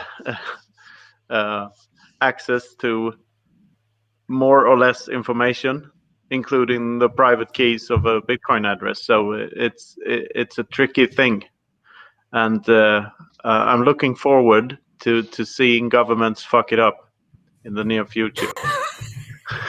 On that note, I think we should say cheers to the best chat in the space, and to Knut, the best gay crasher in the space, and to Daniel for being. Yeah, I just want to say cheers today, guys. I'll have to leave pretty soon. We're having sci-fi night and watching The Expanse. We're on episode 6 now. Well, we're having sci-fi role play, is what Knut is saying. Greg Zaj coming out of the closet here. Greg Zaj he's geeking out. So Knut, real quick, what are the best sci-fi movies or genres or television shows? Rank them 1 through 5. Top 5. Best sci-fi movies? Movies. That's whatever. Really hard. That's a hard question. I really like the first Alien. I've liked that one since the first time I saw it, and the second one, but the rest is shit. Yep. I like The Matrix, of course. The first one. The sequels are shit. Yep. Well, I like the first Terminator and sort of the second one, and the rest is shit. I'm This sensing guy's a trend picky. here. This guy's picky. Sci-fi. There's some underrated sci-fi. Like So what you're saying is you don't like Event Horizon is really good. you don't like shitcoins. I think is what you're saying, Canute. No, exactly. I like RoboCop 1 and 2 really a lot too. Whoa. RoboCop That- might be my favorite movie of all time. I know you didn't say RoboCop 2. There's only one RoboCop. Let's be honest. Yeah, the first one is better. The second one has an annoying kid, but it's quite good despite that. Oh, sounds like my first marriage. V for Vendetta is a bit too left-leaning for my taste. Puppy, what did you just say? I was making a joke Okay, it was a joke. about someone having a first marriage, annoying like my first kid. Whatever. Okay. Yeah. You have a Robo kid? Peter Weller. Yeah. He was the man, dude. He was the man. Was. And RoboCop at that time, it was a interesting show. Yeah, and it's sarcastic and it's Starship Troopers, of course. That's my favorite sci-fi movie. Speaking of RoboCop, the same director, Paul Verhoeven, one of the best. Starship Troopers is probably my favorite sci-fi movie. Knut, I want to ask you: have you seen Vikings? Okay, Lauren. Lauren needs to say hello to Canute. She saw. Are you still watching it? No. Good. Why? Hi, Lauren. Hi. How are you doing, Canute? I'm doing fine. How are you doing? Have you read any of Canute's books yet? No, because I'm still on my other books. What I got for Christmas, and the other one's on. Maybe when I'm a little bit more older. Yeah, maybe. Like maybe when I'm 12. Yeah, you don't have to read them. Watch the videos instead. Yeah, maybe. The videos are really I guess. good. They're really good. Any questions? Yeah. I think Lauren's question is: do you want another beer, Dad? Yeah. She brought one in. Well, we've switched. We've switched here. She brought me in a new one. And look, there's even a citadel on this one. Look, there you go. You can see the citadel. Yeah. Wait. What time is it at Canute's place? The same time. Okay. Mm-hmm. So Ex Machina, that's a good sci-fi. Huh? A really good one. Which one? Ex Machina? Yeah, Ex Machina or Ex Machina, whatever it's called. I think it's Machina for Machina. All right, here we go. It is the best of questions. What kind of beer do you have, if you have one, or wine, or just drink? Whatever's available. What do you have right now? Yeah. I'm having a Czech beer, I think, from There you go. the Czech Republic. I'm still doing the old-fashioned porter. Yeah. London Port and Anders. I leveled down to Anders. from Woodford to JD. This is straight JD. It's cheaper. It allowed me to buy a bike in January, and it allowed me to buy the dip. And I got the dip yesterday below 30,000, 29.5 or something. So that's up 10% in one day. Get rich quick. I forgot another sci-fi, The Thing. Someone mentioned The Thing. That's another favorite sci-fi, of course. I think I have another question. Oh, you do? Okay. Yeah. So my question is, if the 100 party is still on, I come to it. Definitely. Okay. Listen, the 100K party is where it's at. Pubby, you're frozen? Can anyone hear No. me? We can hear Pubby. Pubby, That's are me. you frozen? Daddy, we can hear him. Can someone, Pubby? You Daddy, coming? we Pubby, can't can, hear him. Pubby, are you coming to the UK party, Pubby? He's frozen. Oh no, I would never go He's there. frozen. No. It's such a, Oh, there he is. There's a no from Pubby. Oh, can you hear no. me? No, that's a crazy crowd. No. No. No. I want to ask. So no, I want to give the questions back to Lauren because viewers are through the roof since Lauren came back on. So thank you, Lauren. We will send you the 50% of the no revenues we have on this show. You got 50%. Yep. Who do you think should sponsor the show?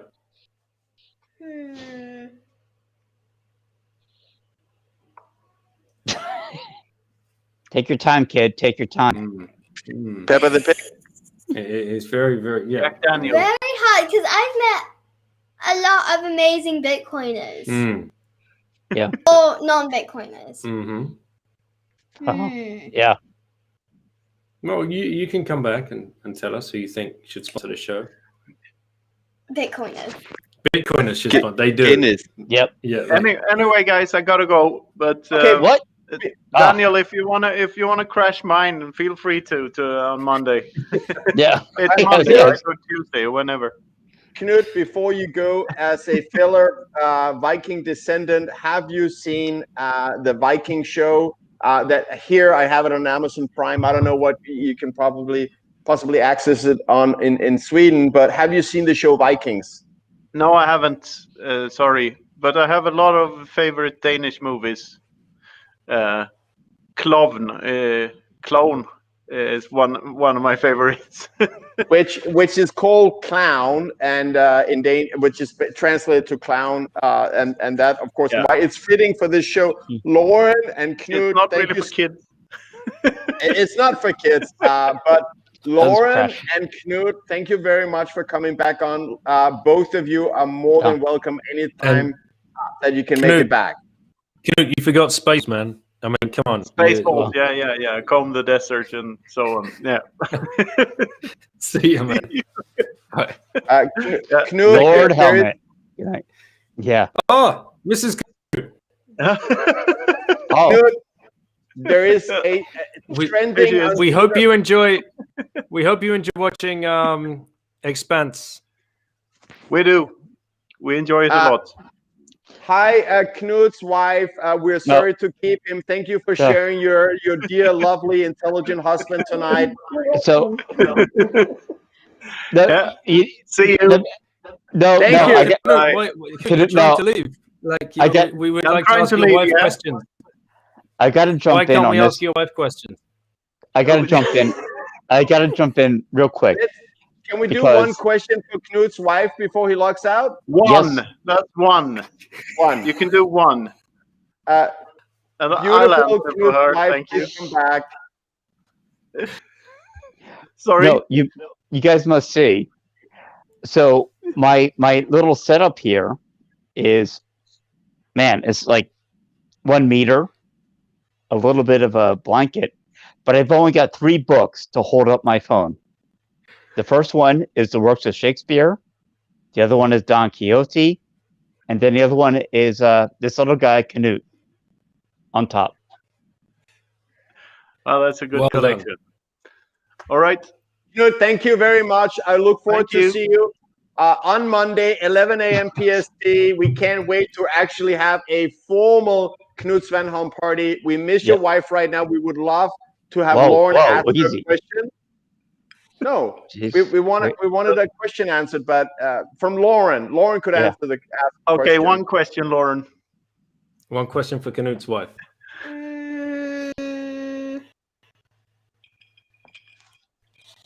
I got one. I'm not sure what it's saying. Oh, hang on. Let me test. Check. This is THH, which means you should ask the question that you are in doubt about. Yeah. Okay, so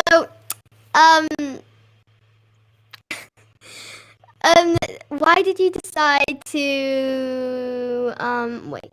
Marry? Oh, wait, the married? Okay. Why did you decide to marry Knut?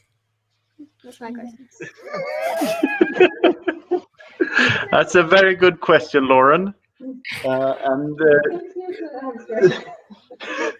Sophia is a bit embarrassed now. And thank you very much. Good night. See you on Monday. Okay. All right. See you, Knut. Thank you very much for joining. Yes. Thank you so much. We'll see. Bye. Do you want me to lock you out, or can you lock out yourself? No, I won't do it.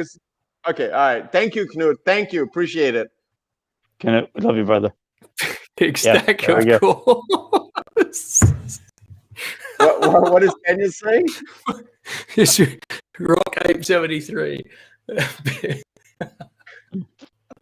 That Lauren, I think that was a great question. I think any woman should ask herself why she wants to marry the guy and stay with him for the rest of his life or her life.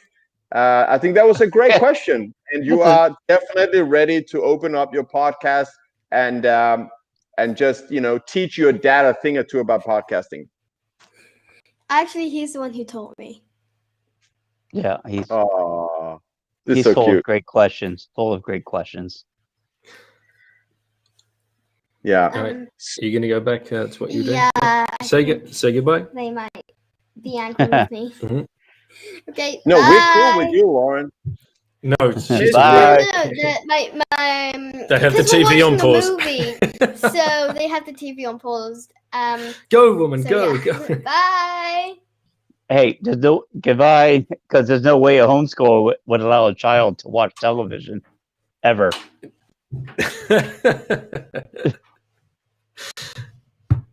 They're watching a movie in the other room, and we clearly interrupted it.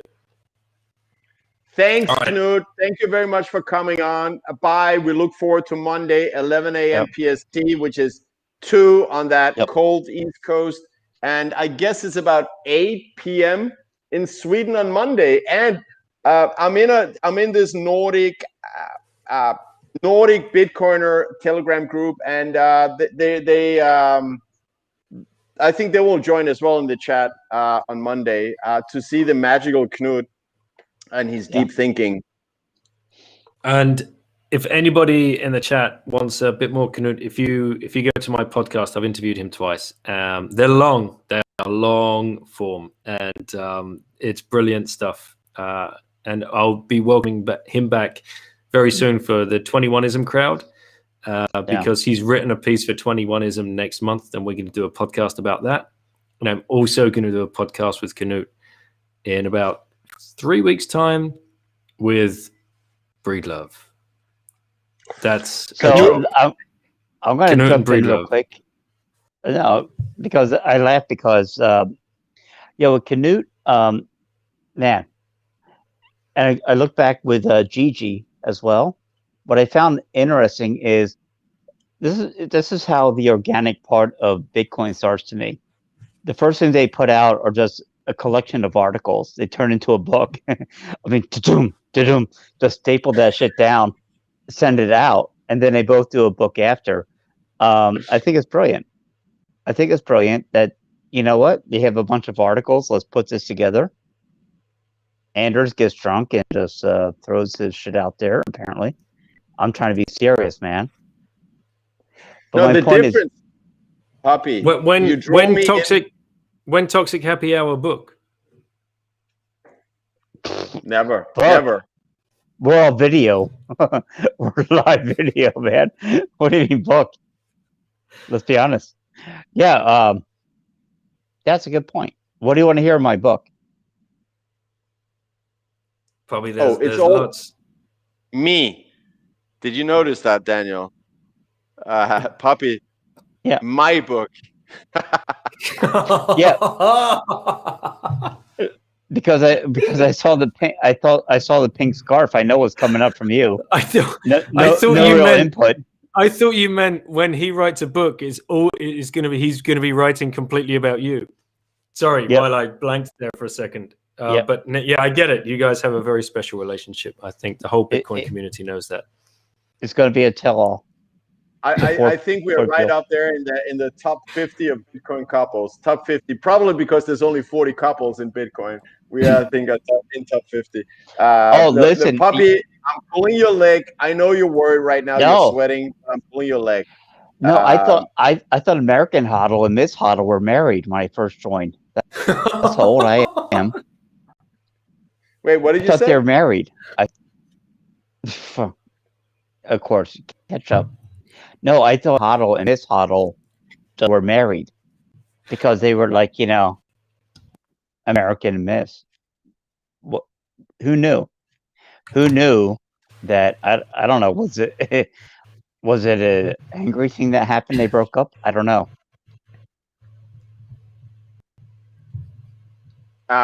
What do you mean? So, anyways, on that note, but anyway, Daniel, I gotta be honest. So I don't want to write a book. If there ever was to come a book, I would 100% give it to Pubby. I just needed to pull his leg a little bit there, calling him selfish. He would write the book because, as I've stated before, and this is public knowledge, Pubby is the only guy that read all the books of Alexandria's library in Egypt before it burned down, who's alive today. Pubby is the guy who's the only guy alive today that read all the books of the great library of Alexandria. He carries that knowledge. You can hear it. It's clear. I'm lost. No, me too. Anders. Why? Okay, all right. So here we go. Are you waxing poetic now? What I'm trying to say is that you read a lot of books. You may not be able to carry your liquor as well as me, but we all know that. That's okay. But when you Pubby are the literal. Sorry? When Pubby fall asleep on show, is that happening tonight or not? Is that a one-time? It's Friday. It's Friday, baby. Pubby, after you left last night, we chatted about this very, very briefly. I don't know if you've had a chance to look back at the reruns, but I asked Anders about it's been 4 months of fire you guys putting out. It's been awesome. Everybody's been loving it. Everybody in the chat here loves it. You've got Canute crashing every show now. You've got Preston coming on. You've Breedlove coming on. This is brilliant. And I asked Anders what was the most embarrassing part of any show for you. Yeah. And he had a few embarrassing moments, but I would like to hear from you. What I've had some. I've forgotten to press record a few times, and how about you, Pubby? Oh, listen, man. Have you ever passed out in front of Robert Breedlove? No. You'll never know my pain. I've been there, man. I've done it. There is nothing someone can tell me. Pubby moves forward. Pubby puts out some dank memes once in a while. Look, it was rough, man. Look, when you get Robert Breedlove coming on the show, maybe you start early. I don't know. Maybe go out with your friends, have a few drinks. Maybe Did you start early though? I mean, what was the thing? Was it the truth bombs he was dropping, or was it that you'd been on it all afternoon? I mean, what was? Yeah. Well, it was lunchtime. I had to go on away for a friend of mine. It's like noon, and you go from there, baby. You just go from there, and that's one thing I will say. I don't care where we go from this. I got a broken closet door, man. I got a broken closet door, but I got some cool takes, and at the end of the day, guess what? My memes are my memes. I own them. Although Greg Zodge will steal them. Greg Zodge will steal them. But listen, I can go back to the well. There are other people that will steal things, but I can go back to the well and recreate everything. So has Breedlove did Rob ever check back in? Have you heard from him again? Was he worried? No, he's worried. He thought that was my new way of, I guess, gaining higher consciousness. Excuse me. Daniel, I'm so sorry. I don't think Pubby is in the condition to be able to talk about how Breedlove felt when Pubby was sleeping, because he wasn't there. I was there. I had to deal with that. I had to deal with my co-host being freaking gone, me trying to get Get. Yeah, why don't you have another sip, Puppy? I was trying to reach Puppy as I was sitting with super intelligent Breedlove and thinking, all right, how are we gonna carry on from here? But Pubby, I have you watched it? Have you watched it back, Pubby? Have you gone there? Well, no, it was 2 hours of blathering because Anders took over. I thought we could have had some more intelligent conversation. And there's Anders at the end. I thought he would have like protected his brother, but no. did I No, not? What? I got you. I'll take a bullet for you, Puppy. You know it. Yeah. Let's go. Take a bullet for me. Ew. Yeah. This bullet tonight is called JD. JD? JD's cute, and I'm taking that bullet for you. I'm trying to level up with you. So, Daniel, what I wanted to say, and when I started saying that sentence, I actually had nothing in particular in my mind, but I thought I'd come up with something on the way. So here we go. What I wanted to say is I noticed that most of the people in the chat, and I don't blame them, they leave for a period of time, like half an hour, 1 hour, then they come back to see is it still as bad as it was when I left. They realized it was. And they stay for about 5-10 minutes and then they leave again. And I don't blame them. I really don't. Guys, I don't know why you're No, fact check true. No, what I'm looking forward to, and whenever I have Daniel on, to let everyone know, Daniel is a guy that connects people, which I absolutely appreciate. He's brought together people from different backgrounds. The one I'm listening to right now is a guy that's a UFC fighter. You have people from different areas, but I'm curious, what the golden thread of Bitcoin is obvious. What do you look for? Where do you find these people from? And by find these people, I mean the plebes, the plebs. We call it the plebes here. But how do you find them? They reach out to me, man. That's nice. how it started. Yeah. That's how it started. What was that? Was that like an espresso done or something? Or get up, get ready. Get ready. We know what that it was. It means you're supposed to be all in, Daniel. Are we dropping? Is it dropping? No, it doesn't have to drop. This app it reads the momentum, the direction, and the type of buying we're seeing from GigaChat Sailor. And wait, what do we have in the chat now? What do we have in the chat? I see you guys laughing. Here come Brass. MTB. That's I love it. MTCBTC. That's proper English for hooker, Brass. Oh, is it? Yes. I guess you don't have your daughter listening in on the show right now. I'm hoping they're watching Expanse or something like Canute is with his wife. Well, unfortunately, but the pleb shows. Go ahead. No, unfortunately, you let them educate themselves, so they're smarter than you now. They're way smarter than I was. Yeah. Certainly at their age, for sure. And most likely now. Yeah, you're very right. The pleb shows.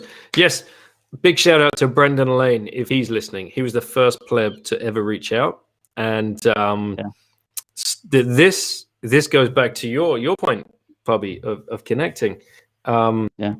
This guy Brendan, he just turns up in my DMs and says, "Would you ever consider having just a random guy on the show talking about Bitcoin and his life's journey?" And I'm like, yeah, absolutely. This is clearly what the space is all about. And if we want to inspire more and more people, we just need more and more general stories. And everybody's got an interesting story. So Brendan came on, and we had a great chat, and I really appreciate it. And it's a big step as well, right? It's brave for a pleb to do that. If you think about it, if you've listened to a bunch of podcasts and you listen to Parker and Breedlove and Safe and Hoddle and whoever else that does the rounds, yeah, they're big shoes to fill. and to volunteer to come on, I thought took a lot of guts. So he comes on, and it was a great episode. Really enjoyed it. And then, not probably a week later, who turns up in my chat, in my DM, is Lucky Mukasana. And the reason Lucky Mukasana turned up in my chat is because he's driving to training one day. He's listening to the Once Bitten podcast, and he hears Brendan come on. These guys used to play football together at college. Pubby, there you go. They used to play football together at college. That's your legacy system there. That's what binds this whole thing together. And he says, I was listening to this random podcast. I thought I recognized the guy's name, then I definitely recognized his voice, and then it all just clicked. I'm the striker for the Miami, the Tampa Bay Rowdies. Excuse me. I'm stacking stats. I'd love to do a show. I'd love to do a show.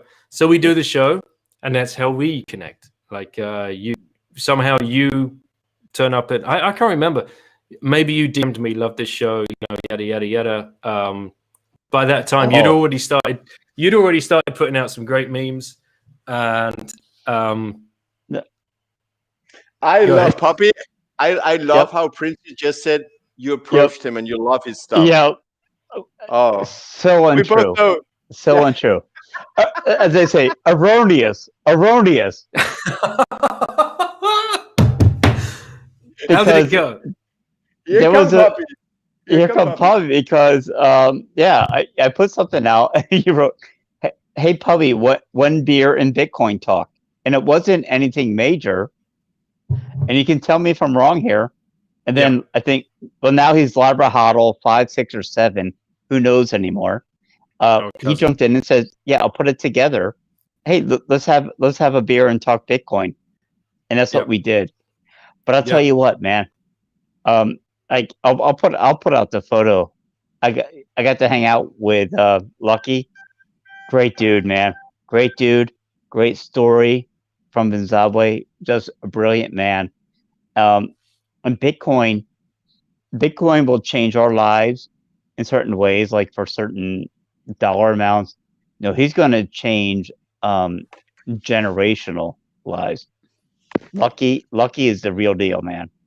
Love him. And it's all because of you. He's and I love he sends me updates of he's buying land in Zimbabwe. He's going to build a soccer school, and he's going to make it this thing just like so cool for the kids there. Yep. He's a true Bitcoiner and a true gentleman. Like many of us, as much as we have fun on these podcasts and whatever else, and these videos, we're all here for the right reasons, and that's what's truly, deeply, philosophically exciting about this whole thing. Indeed. And what I want to say, Princey, is cherish this moment, because 5 years from now there won't be Bitcoiners, because there will be Bitcoin only. Bitcoin is the standard 5 years from now. There won't be dirty fiat. So cherish this moment where we are on the front lines, taking the crap from people saying that we're crazy for believing in this magical internet money. So that's what I keep telling Puppy. Look, no one wants to hear about Bitcoin 5 years from now, because it will all be Bitcoin. This is fun. We're having fun now, fighting in the front lines of pushing the revolution of better money for humanity forward. It's a wonderful time. Totally agree. And lap it up while it lasts, and like the 100K party meme and whatever else. But it's going to be like so much fun when we can all actually start meeting each other. And I asked a similar question to Saif when I had him on the show, along the lines of, do you realize? That would be great. I'd love to hit up Rowdy's game with name dropping, but no, first name basis. The abbreviation of the first, not Saifeddin. I had Saifan. Right. So I asked him this question, and it was along the lines of, do you realize you are the Mises of our time, and you've written the book that people are going to be studying in 100, 200, 300, 400 years' time as we are making this turn. And he was like, meh, no one's going to care. It's going to be like reading a book about sewerage. I've paraphrased his answer because that's the way people are going to look back on it. And this is what you're saying, right? Bitcoin will become the standard and it will just become normal everyday life for the generations that follow us. Right now is the time, and this is why I fucking fire the chat up and have as much fucking fun as well, because we've seen it first. We're here, we're living it, we're driving it. It's amazing to be a part of it. Every single, this is all being documented. Imagine this 50 years, 60, 70, 80 years from now, someone might dig out this interview and just sit and watch it. And wow, what would it be like? Be back then when this shit was actually turning, when it was happening. It blows my mind. It blows my mind. As Marty Owls is saying, Marty's Owl is saying right now, this is a great guy. Absolutely love my owl. People will be studying this show 400 years from now. 400 years from now, they will, in the dictionary, when you look up why, it's like, why did they make Toxic Happy Hour? It doesn't make sense. It why doesn't the make pink sense. Scarves? I mean, why were pink scarves? But that, mate, this could be Renaissance 2.0. It's pink scarf time, and Pubby's fucked it. He's got a stripy one. Yeah. Okay, Owl. So I'm just putting it out there, Owl. I did actually just send you an invite to come on. I know you're all like, oh, I'm so private. I don't want anyone to know who I am. I just sent the invite to Owl if he comes on, because he's a really good guy. I spoke to him several times, and we got really splashed together on Zoom/Jitsi. So let's see if the Owl comes on. I vouch for this guy in the worst possible manner. Now, it's fantastic here, but also I have other obligations in life, so I got to take off. But my friends, are you having I love you both, man. Are you having new closet doors? New closet doors delivered? Or? I can't hang them myself, can I? No. Daniel, you forgot it's Q1. So, oh yeah, Puppy, thank you for being an amazing co-host and carrying this show when I was just looking at the chat. Thank you, man. Brother, look, and it's great. Anytime Daniel is on the show, we're gonna have a good time, man. Of course. It's just, listen, this is our family legacy. Our legacy is... Probably before you go, I have a serious question. I have a serious question for the two of you. Oh, my. Oh, boy. Here we go. And I want to know, and perhaps we can get some feedback from the chat. I want to have you guys on the show, but I don't know whether to bring you on as a double act or single.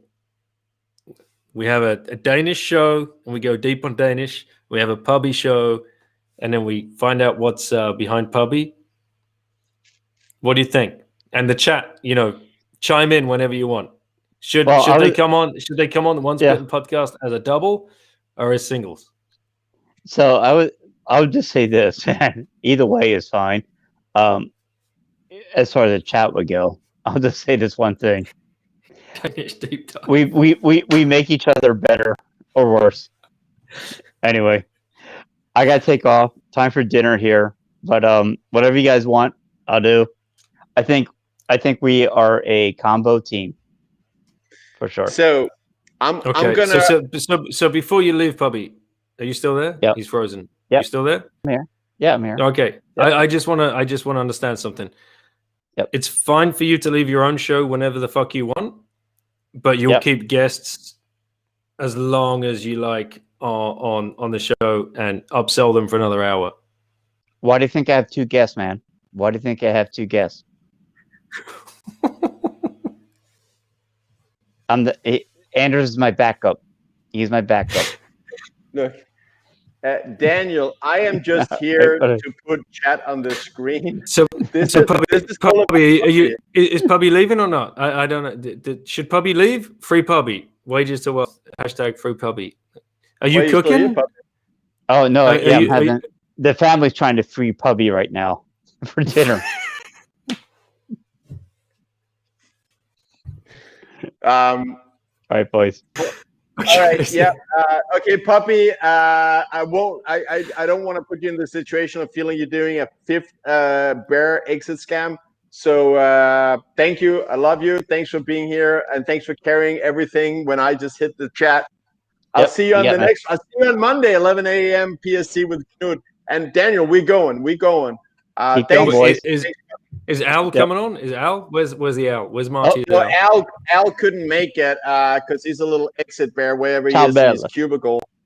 Ciao bella. Well, someone else is in there. Greg, MTC, BTC. Let's get you know. Who's in? Greggy, are you in? Are you in your cubicle? You got to be out of your cubicle now. It's like almost 4 p.m. Eastern.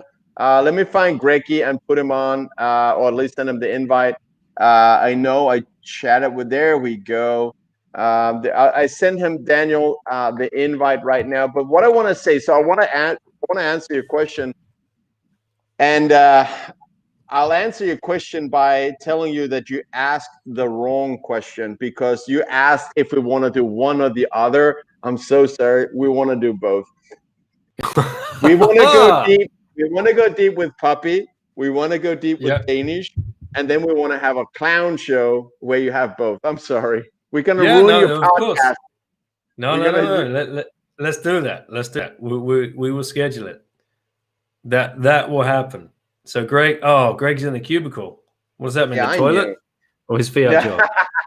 So officially here, Greg is on the toilet.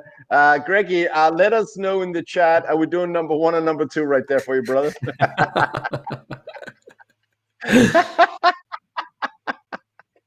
Oh God, what an absolute utter clown show. But Daniel, I respect you a lot. You know that. I look up to you. I will look to you towards quality guidance in a podcast. So you know, whatever you want to do, we'll do. I want to ask about you kind of wearing 2 hats, right? You're a hodler, but at the same time you're a trader. Yeah. So how do you like trading these markets? You can't be getting any sleep, man. Like seriously. And I know you. I do. But you've like the way I understand it, you're on eToro and you're managing other people's money in the way that people follow you and follow your trades. So you must feel some huge amount of responsibility, I would imagine. That well, you know, if you're making calls, you understand that that somebody is behind that and somebody else's money is behind that. And you know, I come from the standpoint of just fucking buy and hold. Don't complicate it. So where you're straddling, you understand both of these, right? There's a blurred line somewhere, and I would love to understand where your mind is with that. You're not even pushing me hard enough, Daniel, but I think you're onto the right thing, the tough question. Shows why you're such a great podcaster to ask the tough question right out the gate. So let me tell you, I sleep extremely well, and I sleep also for a long time, unless I have one of these early 11 a.m. podcasts where I need to wake up. Because, so my strategy is simple. Until we get somewhere north of 300,000, all I do is 100% hodl. And I buy the dip. If there's a dip, I buy the dip. Yesterday, I bought the dip from my copiers, which means if they had funds available, they would be getting some corn on the cheap together with me, which actually, and I haven't worked that out yet. I think I'm pretty decent at math. I haven't worked out, but people keep telling me that makes my, it makes my percentage performance better than Bitcoin in itself. Look, you can do this by yourself. You can just be 100% hodler. You can buy the dip. It's what I do. And that actually outperforms Bitcoin.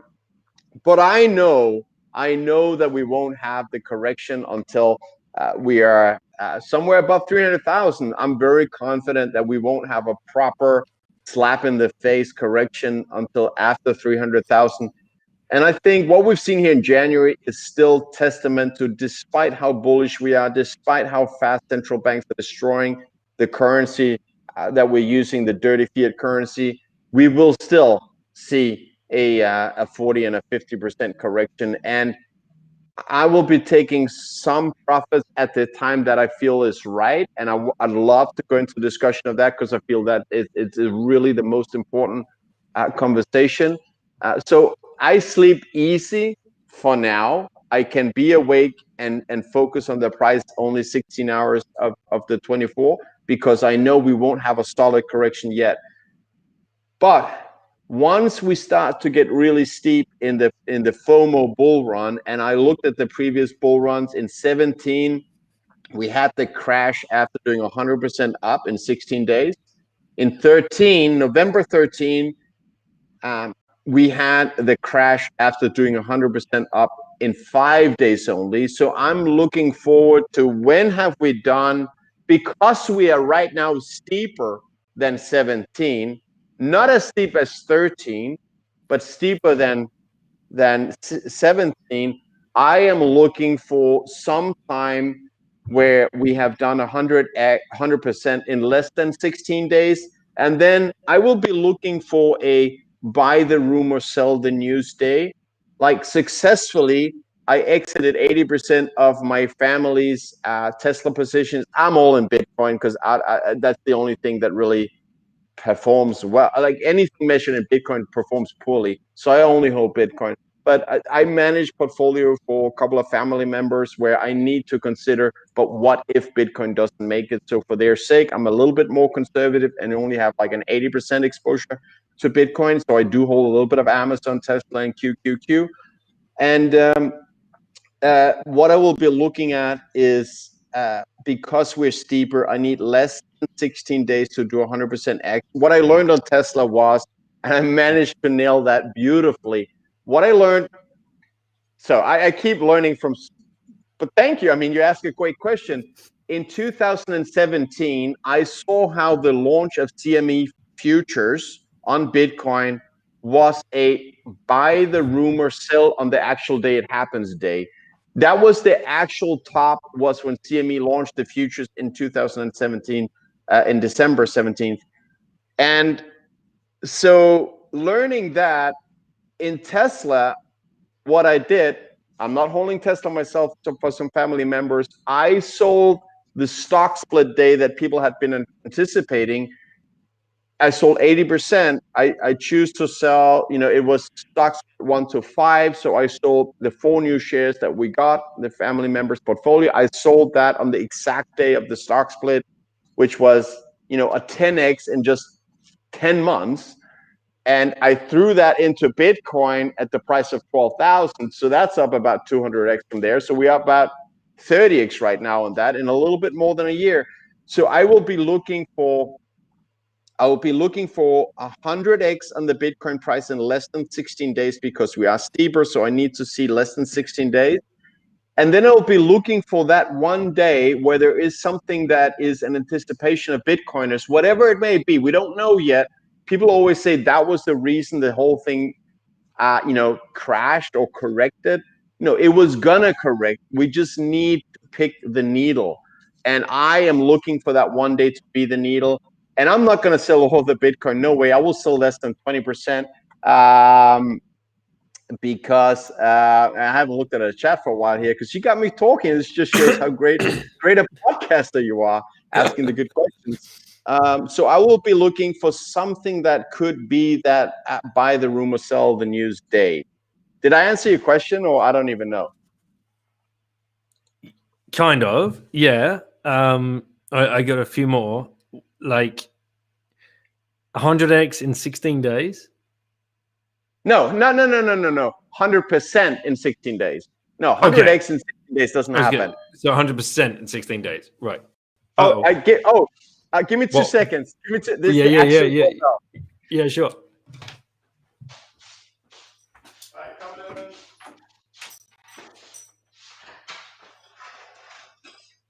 Thank you.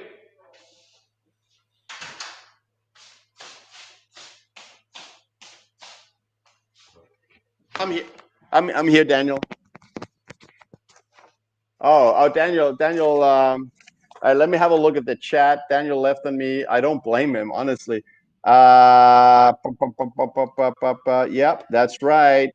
Problem is, what are you selling for? So let me answer that. Let's get. Why is it not coming up on the screen, Jody? What? Okay, Jody is asking, what am I selling for? I am. So this trade I've got going on in eToro, I'll be selling somewhere between 5 to 20%. Park it short term in dirty fiat to buy back more Bitcoin when I feel we're near the bottom. I happen to think that there's still a cycle left in this bull run. I doubt that we're gonna go into hyper Bitcoinization without a correction of 40% or more. I entered bets with Pubby and Greg Sash based on that on stake dinner, and I know I'm gonna win. Well, I doubt it a little bit, to be honest. But so I think there won't be a proper bear market lasting, 1 year or 9 months or 8 months. There'll be one hard correction, one slap in the face, and that slap in the face will be enough to accumulate a little bit more Bitcoin. And based on that, I'll have more Bitcoin in eToro. My copyists will have more Bitcoin in eToro. My followers will be hopefully get a little bit of inspiration. And Daniel, thank you for asking the question. And so I love how you asked the question. And yeah. Well, Greg Sash, he nails it. He nails it in 3 words. This fucking show. You know what? We're doing this for absolutely no money. People, there was a guy that asked if he could sponsor a new camera for Pubby because Pubby looks like the quality, but all of us, the quality is not great. And I didn't send him any. What now? Is that the microwave? Is that your pot noodle? No. I got my Shake Shack right here. I got the bacon burger from Shake Shack, and I've got the fries with cheese and bacon because it is Friday and this is my cheat day, and because we've gone balls deep in the JD, I couldn't go just salad after this. I mean, how could I? But okay, Princey, I don't know if you got your answer for your question. You'll come through real clear now. Everyone can see what an absolute handsome gentleman we've got coming in from southern France here. Yeah, so I guess the question is really when you're talking to noobs, especially, do you push them to trade or do you push them to hodl? Hodl, always right. Hodl. I don't even tell people what leverage things I'm doing on the side because they believe no one should do that. I tell family members, and so there's people because of US regulations, someone from France or UK or Germany or Turkey or Southern America cannot copy you if you're in the US. And they say, Anders, I can't copy you, what to do? And I say, just buy and hold Bitcoin, don't trade it. Your performance will be extremely close to mine. Don't worry about it. Buy and hold Bitcoin. Don't even worry about it. Buy and hold Bitcoin. We're going to do 500x from here, I believe. So don't worry about it. I'm not the guy telling people to start doing technical analysis and short-term trade or day trade. No, I'm not doing that. You go look at my eToro portfolio right now. I'm 100% exposed to Bitcoin. But I bought the dip 4 times in January. So to buy the dip, you have to sell out first. That's no. Because you're using leverage. No leverage. Okay. And I'm not. No. So what I did is I send whatever dry powder I have, I send it to eToro, and then I buy more. I think that's the way to go. I don't do leverage on eToro. I stopped taking profits because short-term trading on eToro is, I mean, in general on Bitcoin, just don't do it. Look, Bitcoin goes up on average by what? How much? Like 0.25% per day. How are you going to outperform 0.25% average increase in price? What kind of knowledge do you have that can make you outperform something that goes up that fast? You don't. You don't have knowledge to short-term day trade Bitcoin. Don't do it. So I don't take profit. What I do is, if I have to be fiat, I will make it ready available in eToro and I'll buy the dip. And right. It's great. Buying the dip is great. I think that's a key thing for people to understand. I think that really is, because I don't want people trying to, time this thing. There's no winner if you try and time this thing. And I think when people, if they're sitting there thinking, right, yeah, it might go back up to 40, and I know it's going to go back down to 35. I'll just peel a little bit off of 40 and leave that in the account, and then I'll buy it back at 35. You're going to get wrecked. You get wrecked so fast. So yeah, dry powder is the key. So when you say I see all this go around on Twitter, I bought the dip, I bought the dip, I bought the dip. It's like, I hope these guys are using dry powder and not leverage. But then you have the other narrative is, if you're not 100% in Bitcoin, you're not a Bitcoiner, and all this kind of BS, right? So for noobs coming in, especially trying to gauge this thing and trying to understand the market, I've got a personal friend that's come in recently, and within a week he's like, "Oh, I think I'm spotting patterns in the market." I'm like, "Mate, stop! You're not. You're just not. Like, don't even." There's one pattern. There's one pattern. Number go up. Yes. Pit. Carry on. No, I was done, man. I was done. I'm sorry if I ended you there, because you really add value with the intelligent questions and comments. There we go. And then this notification. So Pedro is asking, did I order food while recording? Of course. This is the official clown show of Bitcoin Twitter. So of course I ordered food, because let's give the listeners some food porn. What do you have? All right, let's do the unboxing from Shake Shack. Let's do it. Not looking for sponsorship. No, we're not looking. No, I am. I'm looking for Guinness to sponsor the show. If anyone knows anyone at Guinness, I would love free pints for Puppy. Oh, he's in the pub already, so you can't have someone from Guinness come there. Free beers from Puppy, free beers to our guests, and free pints of Guinness for myself. So what I have going on, I have the bacon burger from Shake Shack, and all right. So this is the treat. Don't. I mean, of course, you guys should eat salad, but the thing is, I went balls deep in the JD, and I'm not. Oh my God! No.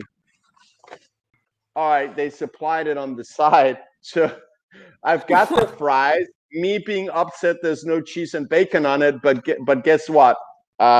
It's right here on the side. This looks like a fiat meal right now. This is bad stuff, man. I know, and I'm on a diet, and I have managed to lose weight.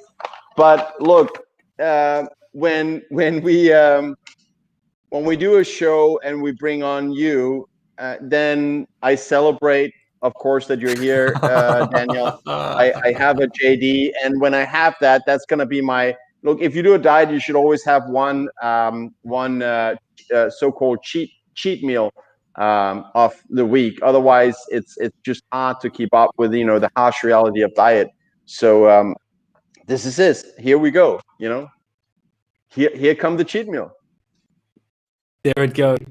I can't imagine what you're going to be eating. Tahini's going to be. Are they catering the 100K party? Have we locked that in yet? Have we memed that? We want that. Oh wait! Oh my God! I forgot. I sent the invitation to. Yo, what's up, guys? What are you in your Escalade? Escalade? I don't have an Escalade yet. What is What's up, guys? driving? I'm not driving. I'm parked. Yeah, no. What is it? That looks like a Pubby or something, or something lumpy. Oh, it's a Hyundai Equus. And what are you drinking? Coffee. I was at work. I just got coffee left. That's what I've got. Nothing fun. What does a Bitcoin memer do for work? Like, what is an actual fiat job for a Bitcoin memer? I have the most fiat job you've ever fiated in fiat. I sit at a desk all day. I answer phone calls and I push paper around. That's about it. No, for who? For my best friend, honestly.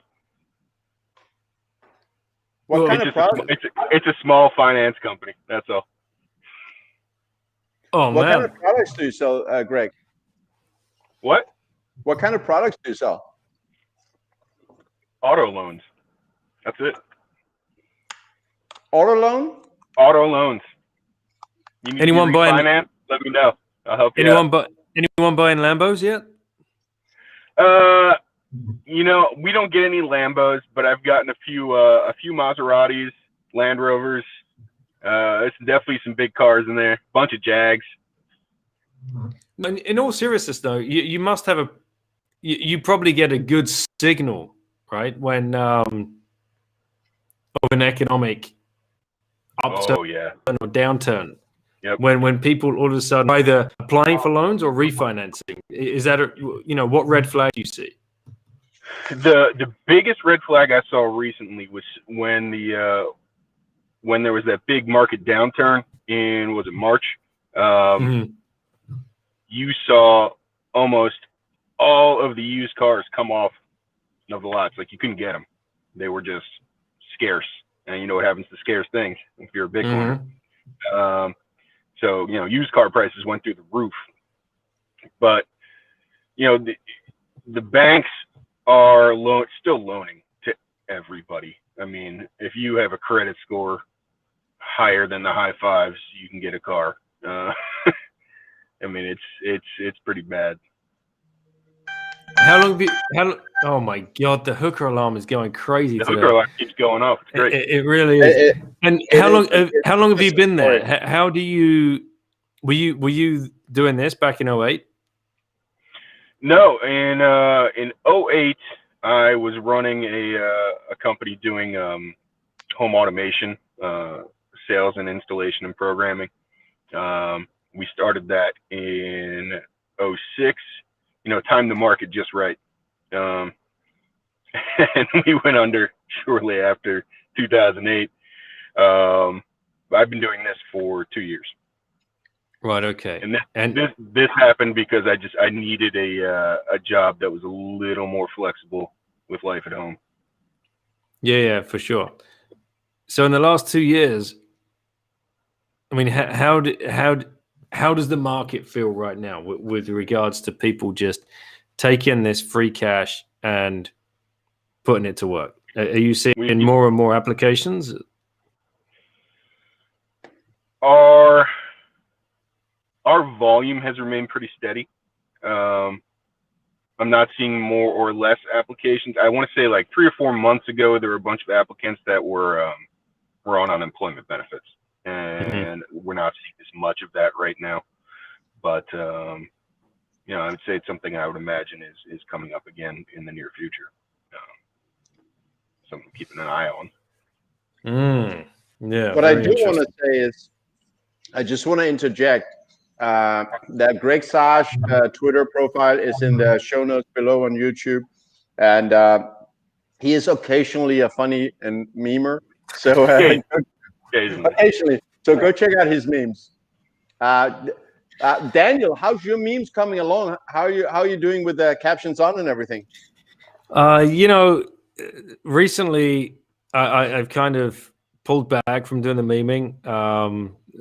Somebody went on like a daily show and just like really slammed it. It was pretty brutal, and it just kind of knocked the wind out of my sails. And I'll just leave it at that. I don't know. I'd like your input though, Greg. You're making me feel so bad. Greg, I heard that Lauren was crying. No.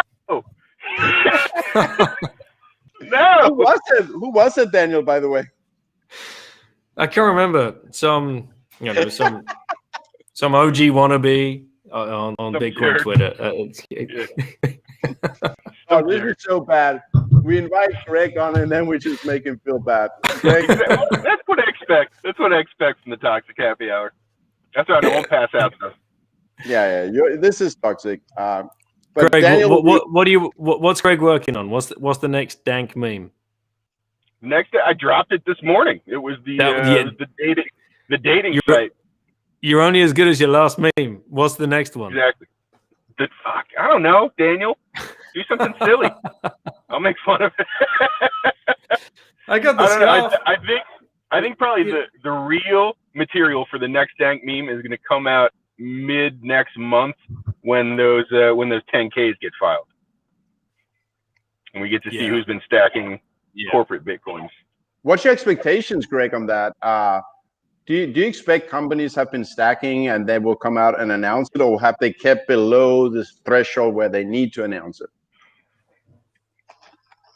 I think you're going to get both, of course. I mean, you've got some companies that are stacked. I think the bigger companies, like the Apples, the Amazons, the Facebooks, they're probably stacking an amount that they're not going to have to disclose.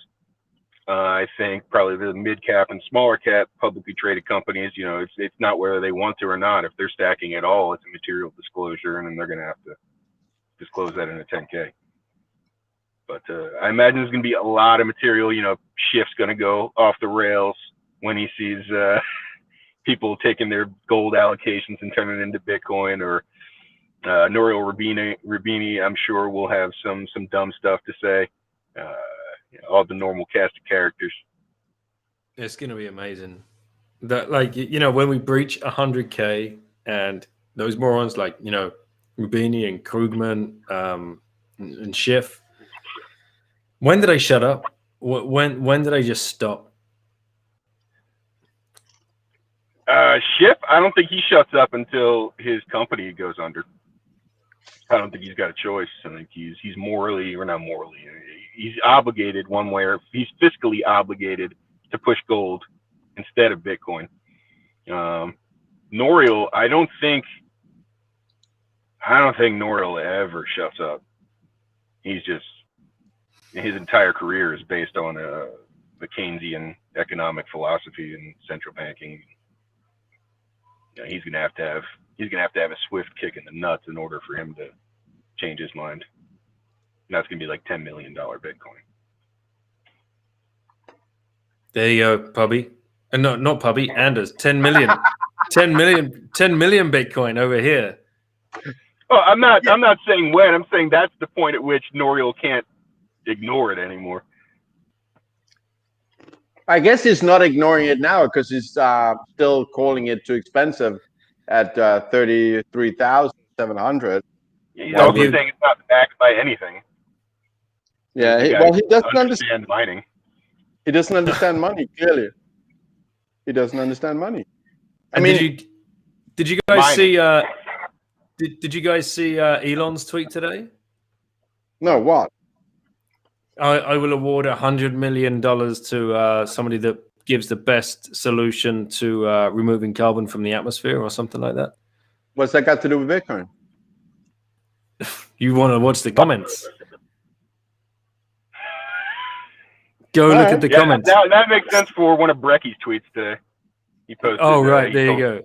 So my comment was, well, that's called Bitcoin mining, you dumbass, or something like that, because we're taking waste gases out of the air. And the other day, I've spoken to Brandon Quittem about this. I look at Bitcoin mining as photosynthesis.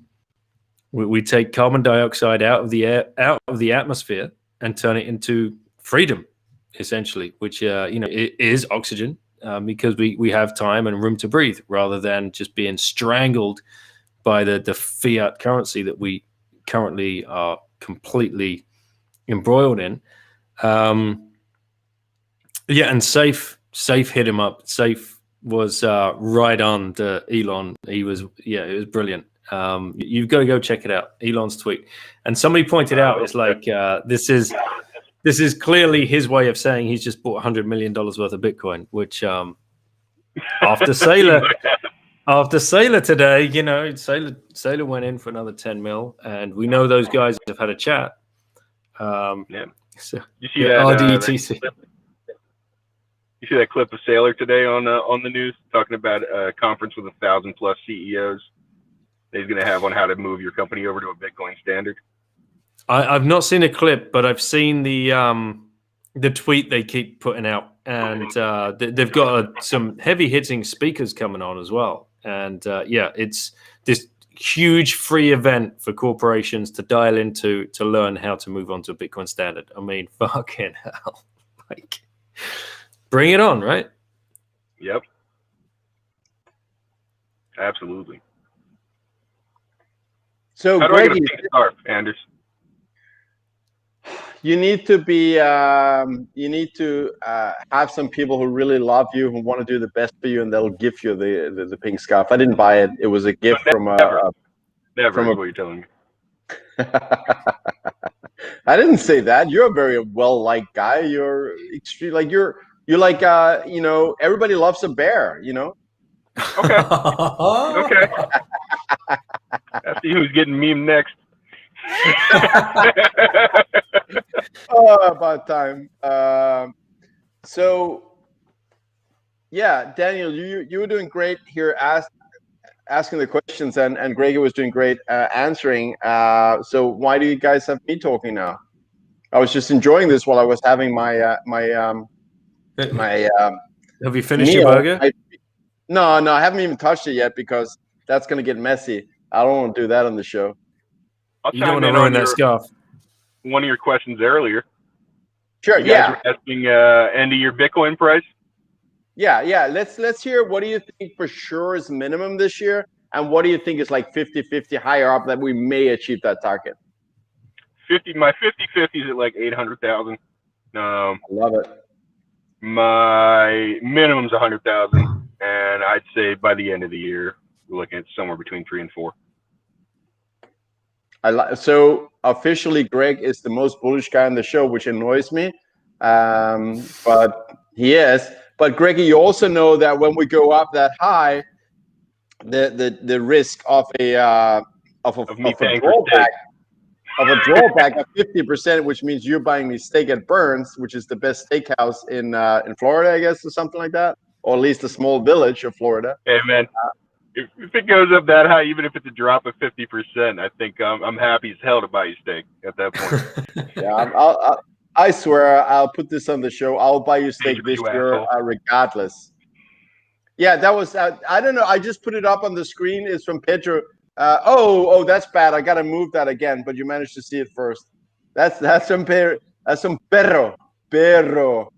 Is that how we're supposed to say it now? Perro. Sorry? Is that how we're supposed to say it now? No, it's you changed it on me. It's Pedro, but I call him Perro. All right. Did we ever find out who the cousin was? But it's killing me. You really need to know. Ask the guys that enters the DM like every Thursday or something. Greggy, please help me out here. What? What do you want me to help you out? He asked you the Lapra's cousin, who actually was Lapra's cousin. He's worried. Do you think I know? I have no idea. I'm trying to figure out who these freaking geese are. Oh, you also only enter the chat every like once a while. Well, it was Lapra. Okay, that makes sense. There's no mayo on this scarf. I don't know what you guys are saying. All right, guys. Not mayo, it's blood spatter. It is. Adi is calling you the bear, although you had the most bullish prediction of the four of us. 5, Knut was here for 10 minutes because until he remembered that it was Q1.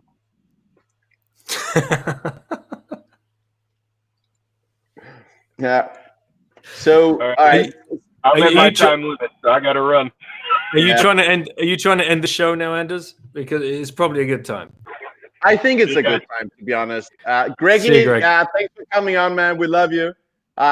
You'll be back There we are. So, Daniel, thank you for coming on today and for exposing yourself and degrading yourself.